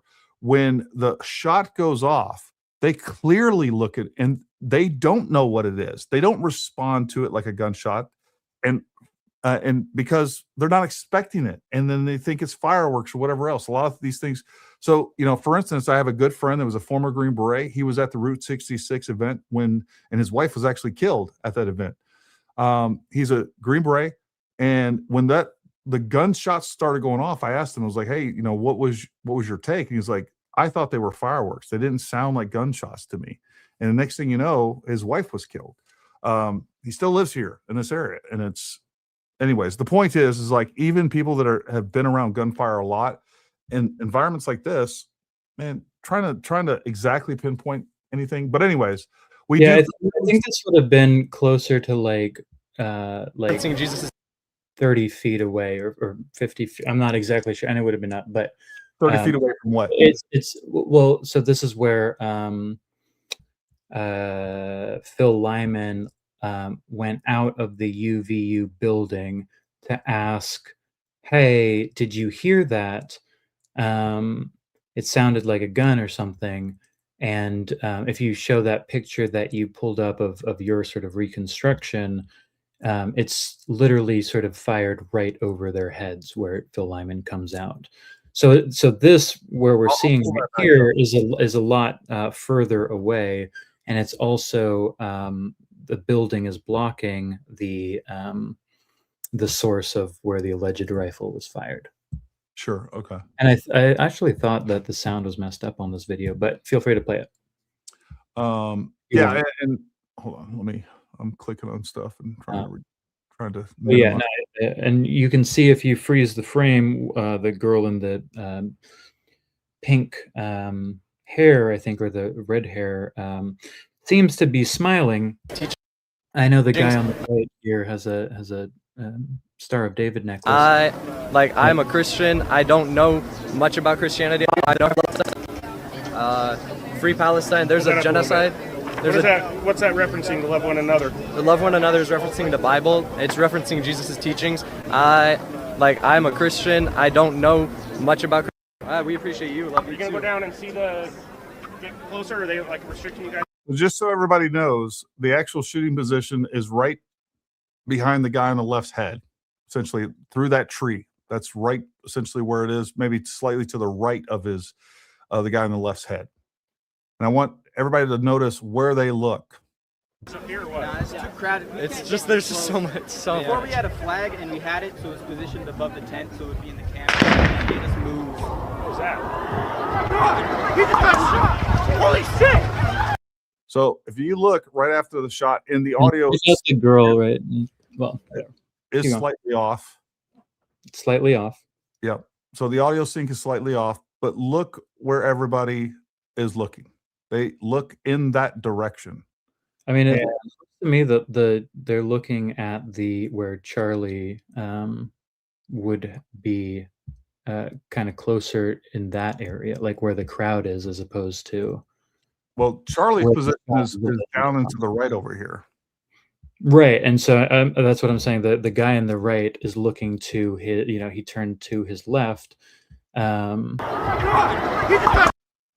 sort of. I think it's number one. This guy over here, he actually flinches when the shot goes off. So the guy on the left here, if you look at him, Yeah. he clearly looks over in that direction of the tree. Too crowded. It's just there's just so much. Before we had a flag and we had it, so it was positioned above the see where tent, he so it would be in the camera. And they made us move. He's clearly looking over in that direction. Right, the guy in the white shirt did not flinch at all. It did. No, he didn't. He was kind No, he of. didn't. And people are You going said to have. he did, or What's he that? didn't. You said he did or he did not. No, the guy in the white shirt doesn't flinch. The guy in the green shirt flinches. Right, and the guy behind him doesn't flinch. The girl and with the backpack right there does look like she flinches. And a lot of it looks like a lot of people in different videos. Some of them might flinch, some of them do not. But again, this is just to sort of point out. First of all, the audio, as you mentioned, was a little messed up. So who knows about that. But the video, if you want, I don't know if you have it, but this would be Phil Lyman pulling out a phone and sort of again saying, that sounded like a gunshot, basically, right? Sort of saying that for the audience, but it is much closer than this. And these people, are allegedly sort of looking towards where they think the shot is coming from. Point about the Phil Lyman thing is the girl in that one is also cowering behind the fence because it also looks like she thinks that the sound is coming from the crowd, except we're sort of led to believe by what Phil Lyman says and what this sort of narrative is stating that it came from the roof, but whether it did what it did in terms of hitting the vertebrae or the C2 or what have you, whether the sound analysis is consistent, at that range. These are the questions that are being disputed based on footage which is a little messed up, or it doesn't have a source, or it's a little processed, or the chain of custody is a little unclear. There may be people uploading it, downloading it, different frame rates. Cavitation is assumed based on some of these particular frames. There's inconsistencies in the document. There's alternative sources of evidence not included in the docket that are saying other things. And so it's important to just kind of Hold on. I think you do this all the time. You like throw a lot of shit at the wall there, and then you're not very clear. They say these other things. What other things are they saying? Specifically for what? I'm asking you. You said, "Hey, there's some things in the documents that say this. There's some things." So we could go. I mean, we sort of spent a few hours today on my X kind of doing this, But just to kind of point out a few things, the vague language with regards to the clothing, the Hold on. You were specifically talking about audio, and okay, the audio. and you were saying there's this audio according to the court documents or something that says one thing, that says another, and then like what are you talking about specifically? I don't know if I was saying anything about the audio in court documents. Or video? What I was saying was we have video that was that is not necessarily, all of these videos do not necessarily have the chain of custody. And Sure. so if the say for instance the UVU video is for instance uploaded and then downloaded, it's unclear what took place between the time that Well- that the person filmed it and the time it got to people's hands. And Well, so if- in time, So I think most of the footage that we're seeing is footage that the FBI didn't, or the FBI or SBI, Utah, like the investigation. They looked at that footage like, I don't really care about that because I think there's a lot better footage that we're going to see. But the problem is, this goes back. What my point with everything that you say is you just said, hey, I don't like that footage because it doesn't have a chain of custody. You're going to see. I don't like it. It's that there are holes that need to be filled in order to make it. Based on your theory, it doesn't matter what chain of custody has because the chain of custody is BS to begin with. So the video, even if we have clear video, if somebody just happened to be taking a picture, and they zoomed in and saw Tyler Robinson's face, then we see a muzzle blast, and it actually hits Charlie Kirk. If we have multiple good videos of that, you're going to say, well, we don't know what kind of chain of custody is that. The FBI, well, first of all, you're dealing with a hypothetical now that doesn't exist. So, and then sort of strawmanning me to say that I would say that if that happened. So, like, there's a lot going on there. That is like the only way that you can go with this because it's all fake. It's all been fake. So no, it can be proved that it is not fake. There are ways to prove it is not fake. And I would love for them to prove it's not fake.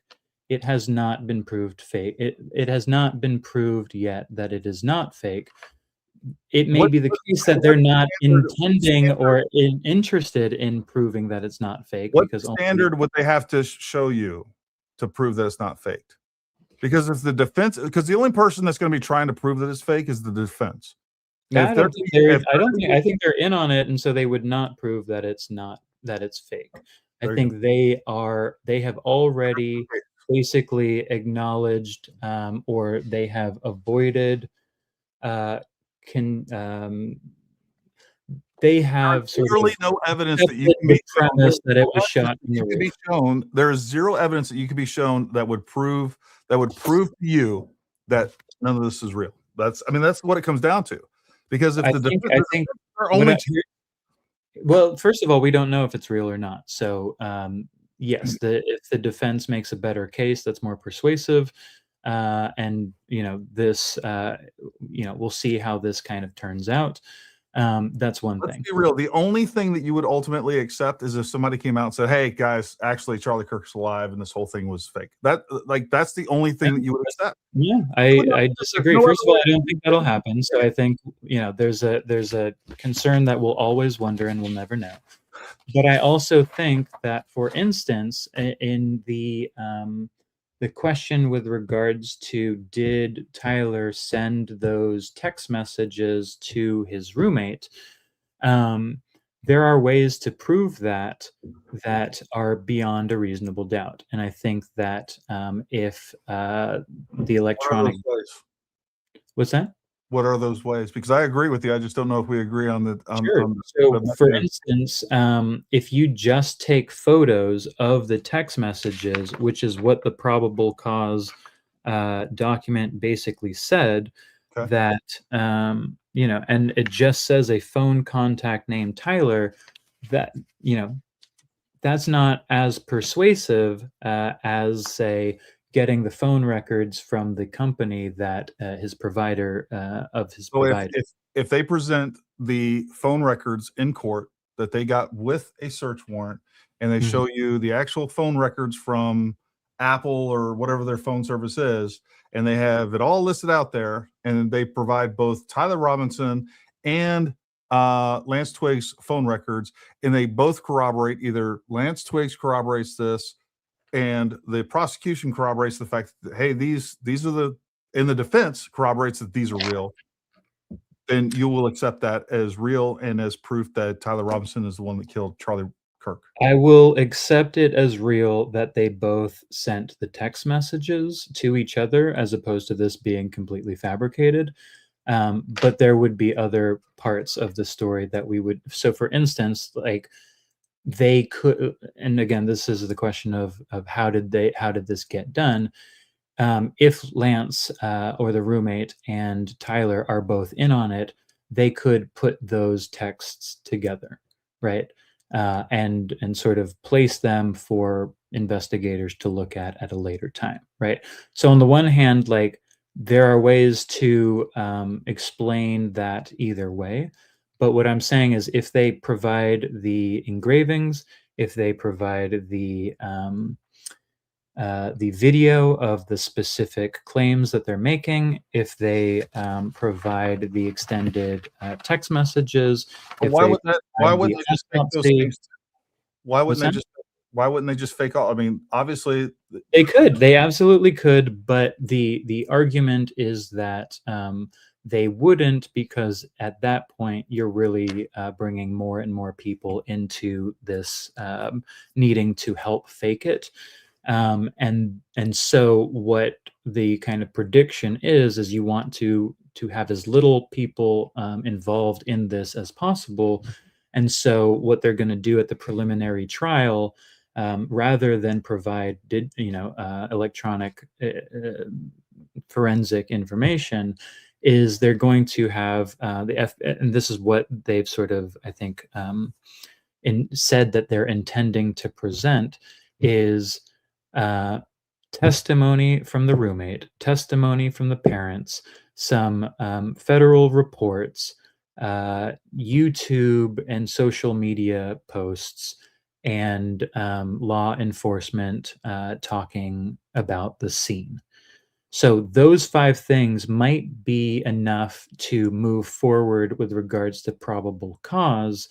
But what I'm saying is, for me, who is not necessarily interested and who believes that the court might be somewhat of a ruse, it doesn't prove that he did or didn't do it. That has to be proved out of court. And how would it be proved? Is that possible? That's a different question. So what you're saying is, like, people like you and Candace Owens need to prove it out of court. So outside of the justice system, that people that have no understanding of the legal system, no understanding of forensics, not a single day of experience in doing a real investigation, that's who has to prove this. So if Candace, for instance, has what she says she has, and that includes information that proves that he was never on campus on or that day, that would be exculpatory evidence proving that. What evidence do you have that she has that evidence? I don't have that evidence. She says she has that evidence. I have no reason to believe her or disbelieve her. What I'm saying is, if she did have that evidence and did provide that evidence, that would be exculpatory evidence that would get him off. I think she should provide that. And the fact that she doesn't provide that makes me question her legitimacy. Hold on. Don't you think she's extremely hypocritical, where she's going around demanding evidence and transparency from everybody else, but she claims to have evidence that would be exculpatory, and then she doesn't provide it? I think she's on some level doing what she's got anonymous sources, she's got the freedom of speech, and she can use the freedom of speech and anonymous sources to say certain things that can't be disproved. Yeah. I agree. That That's called is a grifter and a scam. that is then corroborated with other people who are also doing the same thing, and the result of that after 7 months is a whole lot of information from anonymous sources that has yet to be proved. Well, I agree. That we agree. I look forward to them proving it either in April 17th, I think is going to be the next hearing where they're going to make decisions about the cameras in the room. As I understand that, the cameras are being possibly removed because they don't want to prejudice the jury pool by showing images of Tyler in restraints. Well, that's the motion that the defense has filed. There's no which is based on a sort of redacted evidence that led them to restrain him in the first place. There's no evidence that that's going to until we hear the judge's ruling on that. Again, that's the defense motion. They filed multiple different motions that have been denied, and I expect that will be denied as well. Let's get through these last couple of questions real quick, and then I agree. It'll be mostly denied, but I think there will be a sort of we'll make sure some of the most prejudicial evidence remains behind closed doors, and we won't see what it is that is causing all of these. That wasn't even their argument. Their argument was primarily based on him being seen in handcuffs and or him being seen as guilty in the court. The lip reading was brought up. Other documents were brought up. People. And so the defense, I don't think brought this up. Maybe they did, but the issue was what is the evidence that he has that he is either suicidal, which I think it might be one of the reasons for his restraints, and how was that assessed? Well, no, he's in restraints because he's in custody, as he should be, and he actually killed someone. And so if he grabbed a pen and killed somebody else, that would be dereliction of duty and completely irresponsible because it's alleged that he's a murderer. So if we're just letting a murderer... It's alleged that he intentionally sought out Charlie Kirk for his political beliefs and killed him for them. That's the aggravating that's the aggravating factor that is leading him to right, but that's it's not common practice to let a murderer sit in a courtroom, alleged murderer sit in a courtroom without restraints. I mean, that's just but it's also at this point it's 7 months of being in prison or in jail, restraint, and the evidence and the preliminary trial has not even happened yet. Well, that's mainly because of the defense. They keep filing different motions that are going to continue to prolong this trial. I do not defend the defense. I think that the defense is there to play its part. And do you think that's abnormal? Do I think what's abnormal? That the defense should delay as much as possible? No, I think it is. If I was accused of murder, as I think somebody in your chat may have just done, and I was arrested, based on, really good evidence. I don't know about really good evidence, but if I was arrested based on my clothes, if I was arrested based on a DNA, confessions, I don't think the DNA was conclusive. What do you mean the DNA wasn't conclusive? What's that? What do you mean the DNA wasn't conclusive? I'm sorry. It seemed like there was 5 or 6 people's DNA on different parts of this. Is that at the scene? Okay. I'm gonna have other people up there. What's that? I mean, of course they're gonna see other. They're gonna have other people's DNA. There's gonna be touch DNA on a lot of different things. We had the towel. That wasn't found on the roof, right? That was found in the They said on the scene. wooded area or It whatever. could be a very large area. I don't know what they consider the scene. The defense only knows Yeah, that. no, I mean, that's the thing, right? Nobody knows what they're talking about. And so either we're just going to trust them that they Well, I can did tell it you where all- I can tell you What? almost for certain where the DNA is found was definitely found on the roof where he dropped down, where we see a handprint. There's touch DNA that's guaranteed to be on there. We do know his Unless he's DNA was wearing on gloves, right? Like I'm just saying, or it's not conclusive or like what have you, right? But we Like, haven't you don't seen. have information. You don't have all the information, neither do I. And the assumption is that it's not conclusive when it absolutely could be conclusive. No, I think the assumption is that you're making is that it will be conclusive. And what I'm saying is we don't know that yet. We'll find out if it is, but we can also work with both, theories. What if it is? What if it isn't? In which case, what, and then we can also predict what it's most likely to be when we find it. Okay. Eco, have you ever been shot in anger? Seriously, what's your experience with gunfire, period? I've shot guns. I do not regularly shoot guns. Fair enough. Eco, you said for people to have an open mind, you have enough of an open mind to have your mind changed. Yeah, like I said, if you can show me the video of the person taking the shot, if you can show me the engraved bullets, if you can show me the text messages, if you can, all of these will sort of help to show that this did in fact happen. If you can show me the surveillance that maps the time at which he entered campus. Right. I'm tracking. The only change I know is written letter being added to the evidence. I actually don't know. Letter. Oh, is this the handwritten letter that was actually, I think it was burned?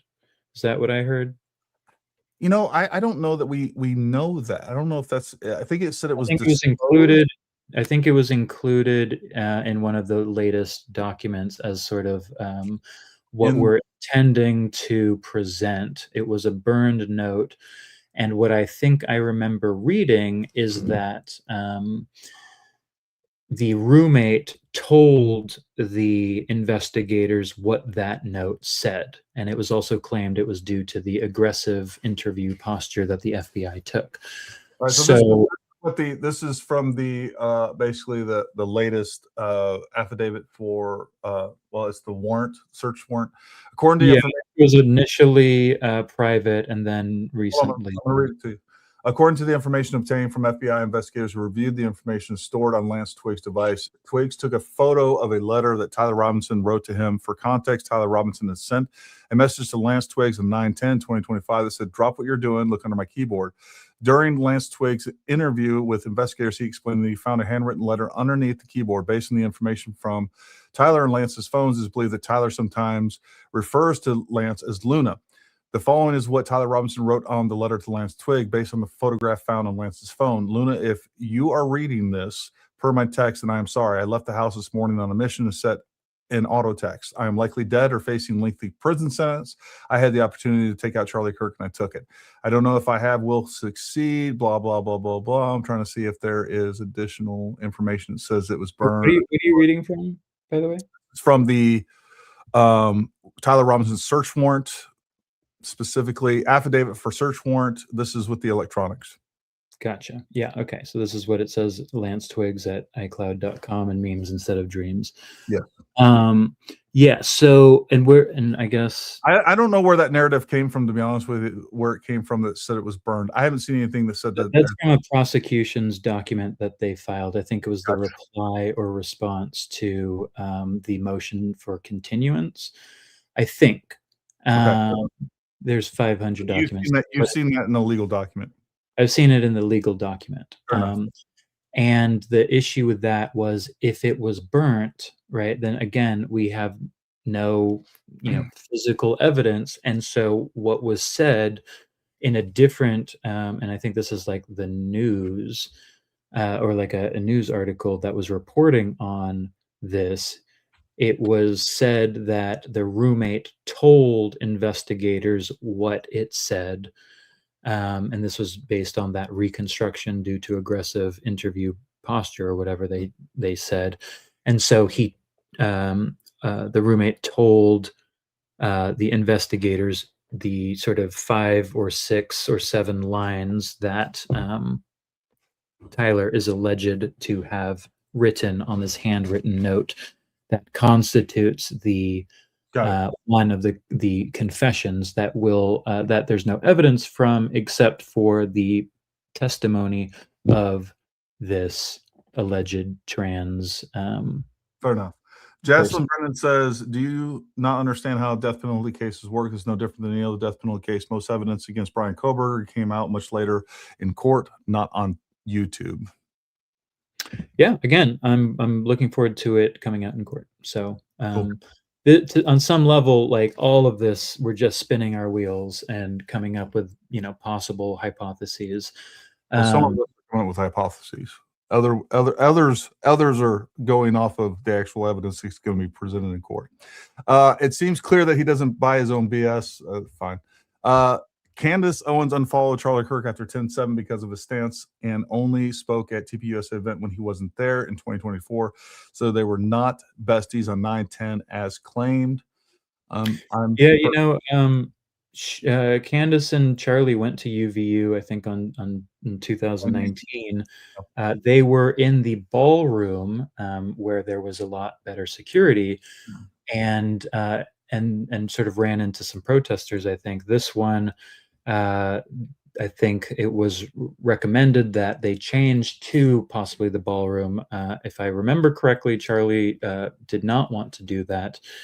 And people said there was little to zero security. I've heard the zeitgeist say that. Like, I've heard that said in different YouTube channels and things like that. And I've never seen a single document or anybody that confirmed that whatsoever, that somebody said they changed to a ballroom. I mean, Charlie Kirk was known. Changed venue, right? That was the argument. It was said that it was recommended that they change the place, but Charlie wanted access.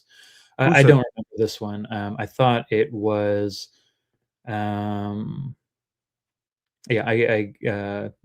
chat knows. I've heard people say that was said. I've never heard where that was actually said, and I actually don't believe that, just because Charlie Kirk was known to like an outdoor events, and I don't know where it's even relevant to begin with. But I mean, obviously, for 2 to 3 weeks prior to, as at least as of 9/25, and I'm sure it was known before that where they wanted to hold the event. They were going to hold it there in the courtyard. So I mean, it was planned to be in the courtyard, and that falls in line with the way that he normally did the Prove Me Wrong. I'm not saying anything about that. Just that 6 or 7 years before, they had it in a different place with security. This time they had it in a place with little to no security. They, assume Brian Harpole did his job kind of scouting out the security. But as you said, the sort of perfect place where this could have where the shot could have come from was for some reason not secure. You can sort of go back and forth on why that is secure or why that's not. But the fact that it was not secure would, I think, be evidence not of it being faked, but evidence of a failure, and whether that failure is on purpose or not on purpose has been the basis of a bunch of speculation. Whether or not that speculation leads you to Israel killed Charlie, or it was fake death, or these are just clerical errors. I don't think there was a single venue that he ever went to that was protected against a sniper per se. Not a single one. Well, the ballroom would be indoors, and if you are checking bags, that's not what he'd been doing. So according to this, around 2018 to 2019, with documented events using the exact Prove Me Wrong table by 2023. So it was right around 2018, 2019 with the Prove Me Wrong table not really even showing up till 2023. So this is right about that time around 2019 is when he kind of started this whole theme where he's doing these outdoor events on college campuses and doing the prove me wrong thing where people are going to have direct access to him compared to just doing speeches at universities and things like that. So like Charlie Kirk was not the president. He's not going to have a Secret Service security detail. He's not going to have 40 people on his security team. There was never a time that a person that had the intent and the capability to take him out. I don't like that's why he has close protection. They're bodyguards. That's all they can do. That's what they do. If they wanted more than that, then they should have had armored cars. They should have had a huge, like $1 million per event budget. That's what it would have taken to mitigate all the different security elements that could have possibly taken place. They did have the major event assessment committee, which included should have included the fire marshal. Although the fire marshal, I don't think there was a fire marshal at that time.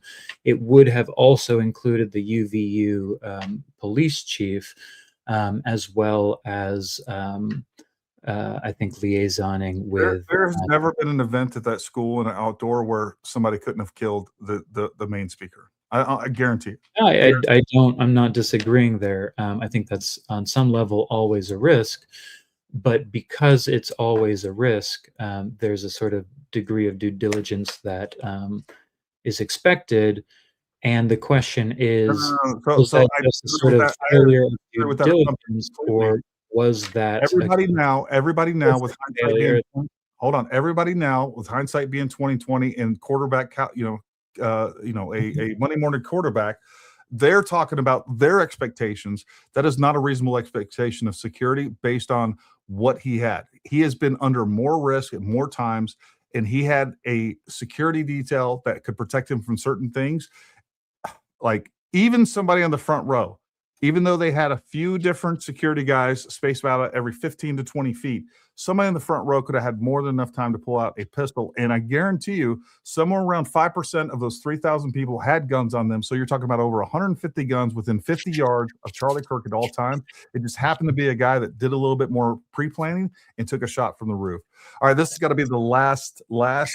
Just to respond to that really quickly, because I know you love it.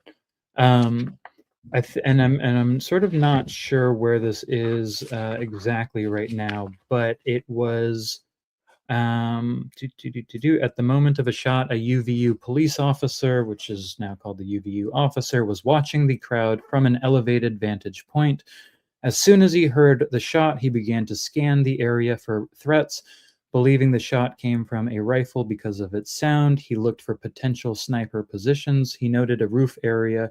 So he basically is thinking it sounds like a rifle, looking for potential sniper positions, finds one particular potential shooting position, rushes there looking for evidence, and notices after climbing over the railing and going down the roof that there is a, quote, clear shooting corridor between the position and Mr. Kirk's seat. Sure. So I'm just saying that it would have been nice for him to scan those sniper positions first. If I think UVU had done their homework, they would have known that there was a clear shooting corridor between the position and Mr. Kirk's seat. And the argument is they might have done that. They might have known that. And they might have sort of used that clear corridor and the sort of absence of security there to create the opportunity for someone to lay down in the prone, consistent with the sniper having lain on the roof. A lot of mites in there. A lot of mites, lots of maybes, lots of speculation. Sure, yeah. None of it. It might be the case that it's not true. It might be the case that zero evidence. The person, there's zero evidence that the person in maroon, right, is potentially Tyler, right? What is the evidence except for he came in with that same clothing later on, right? So you can say that anything that we're presented with is evidence that he did it, but you can also look at that same evidence find the holes that we're being sort of asked to create ignore. You can create Except- holes for sure. Well, All right, you the can last- say create everything- it, you can say detect them, but whatever. Rambling says everything this Joker just said would change his mind is all The the voluminous of evidence. Yeah. that will be presented if there is no. What do you think the voluminous evidence is? Because I'm pretty sure they sent them every single UVU security surveillance tape for the last 10 years. What do you think? Or for the last 2 weeks? Or since your friends Piper and Miss Jane Doe and Midgray had the interview of the person scouting the low C building right before CNN said the same thing. So it's there's evidence, there's anonymous sources, there's mites, and it's unclear what's real. So just take everything with a pinch of salt there. I think that's a great place to close. Well, listen, again, thank you, buddy. Thank you for coming on. I appreciate you. I appreciate your amazing and wonderful imagination. And I do appreciate you coming on. And I think and I appreciate your steadfast defense of logic and reason, evidence. I was gonna say of Cash's work of the Utah, it's not Cash. enforcement and of the Utah criminal defense process. Fair enough. I'll let you have the last word on that for sure. All right, folks, listen, we really appreciate you tuning in. We appreciate all the participation. I know there was like over 5,000 comments alone. And obviously this will get a lot of views. So we appreciate it. And hopefully you found it entertaining, enlightening, and maybe some people out there will, you may have swayed some people over. And if that do you want to put a what's it called, a vote in the chat and see what people? Yeah, we can do that. I will do exactly. If you believe it's I like it. He was if the Fed slop narrative is true, do that. If you think it's faked, do that. If you think that there's alternative death theory that you're buying, or if you think we should, if you're undecided and need more to go. I don't know if you can do 4 options or just 2. All right, so first one is Fed slop is true. Yeah, that's not what we're going to say. Okay. Do we believe the Utah case against Tyler? No, how would you put it? What really happened? Everything as they said it happened. Fake death. Alternative version of Charlie being dead, and undecided / need. Here's what we're going to do. Need trial to take place. We're going to simplify this. Is Tyler guilty? What? Yeah, is Tyler guilty? And then we're going to do is Charlie Kirk alive? Is Charlie Kirk alive? And what was the third one? I think you need more nuance. The third one was for the next 4 lifetimes. Or do you or undecided, I suppose, is the third Undecided. option. And need more evidence, or I'm going to do a 5th option. Trial to happen. A 5th option. I'm going to do a 5th option. Did you find Eco's? Oh, well, this is your audience, so I feel like that's not going to go well. Well, I mean, it's a good self-assessment, right? Did you find Eco's arguments compelling? Yeah, and just to run through that, skepticism, need more evidence. All of this stuff is suppressed so far, so it hasn't come out yet, and there are. That wouldn't be. That's not like a. They wouldn't be able to do that. We might do a different poll. I'm going to keep this to 3. As a matter of fact, it sounds like you didn't like that. I want to make sure I'm being fair to you. Is Tyler guilty? Well, because there's a question of what is guilty of. Right? Utah case compelling. The Utah case against. Well, wouldn't that be the same thing, kind of, as is he guilty? It's all in one. Okay, gotcha. So here's the three options. Is Tyler guilty, and is the Utah case against him compelling? Okay. The other one is Charlie Kirk alive? Sure. And then the last one is undecided. Yeah, is he alive or dead? But I think the people want to sort of, because what people are sort of falling into is shot in the neck with a 30-06. There's a bomb theory that I think is pretty popular. There's a shot from the back, or a different angle. Here's And what then there's the fake death, and then there's also the electrocution thing, which I think those are the 5. But there's also like drone stuff too, so that's why you kind of have to figure out which version of death is you're talking about. Anyway, is Charlie Kirk dead? I think is good. Is he alive? Is the Utah case good? And do you need more information that, I guess, do you write a book, not a poll, bro? believe? You just got to be specific, because how you kind of bring this up sort of compels different answers. Anyway, do it however you want. It's your channel. You know what? I appreciate that permission. I was thinking it was something else.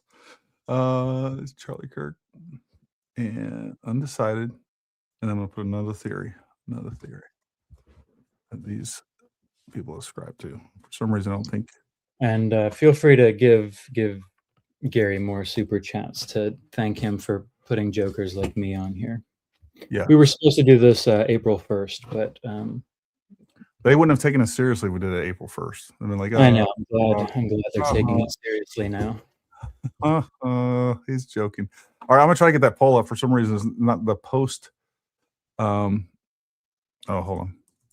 Oh, there we go. What do you think after tonight's show? Boom. All right. Boom. All right, that's listed. You guys go turn in your votes. Eco, thank you so much for coming on. Thanks so much for having me. I'm sure we'll see each other in some X Spaces. And yeah, I actually thought we were going to be arguing something else, but so we'll have to sort of list all of the evidence that you're looking for next time I come on. And I just want some evidence from you. You don't have to list it all. Yeah, well, we'll figure out what the evidence is saying in the first. Somebody asked what ecological crime is, and I'll just say that there's environmental harm, there's environmental crimes, there's environmental terrorism, there's eco-terrorism, there is using in the environment, Islamic terrorism. Well, there's different nation states that I think are potentially using Islam, though, right? We can agree on that. What's that? Islam's like the number one threat to the world. I don't think Islam is the number one threat to the world. Oddly enough, I do think Christianity a bigger threat to the world than Islam. Yeah, I think there are bigger threats to the world than Islam. What's your thoughts on the Jews in Israel? On the Jews, I have Jewish friends. They have gone to Israel. In terms of generalizations about Jewish people, I try not to make any. I will say that, in your words, as Israel is prosecuting the war in Gaza, I think it is consistent with what a genocide looks like. Oh, I never said that. I think what you said was you disagree with the way that the war is being prosecuted. I don't think you have agreed that it's a genocide. I think other people have agreed that it's a genocide. Well, let's end right there. Charlie said that it was. Don't go anywhere. You stay right there. Everybody else, stay armed, stay ready.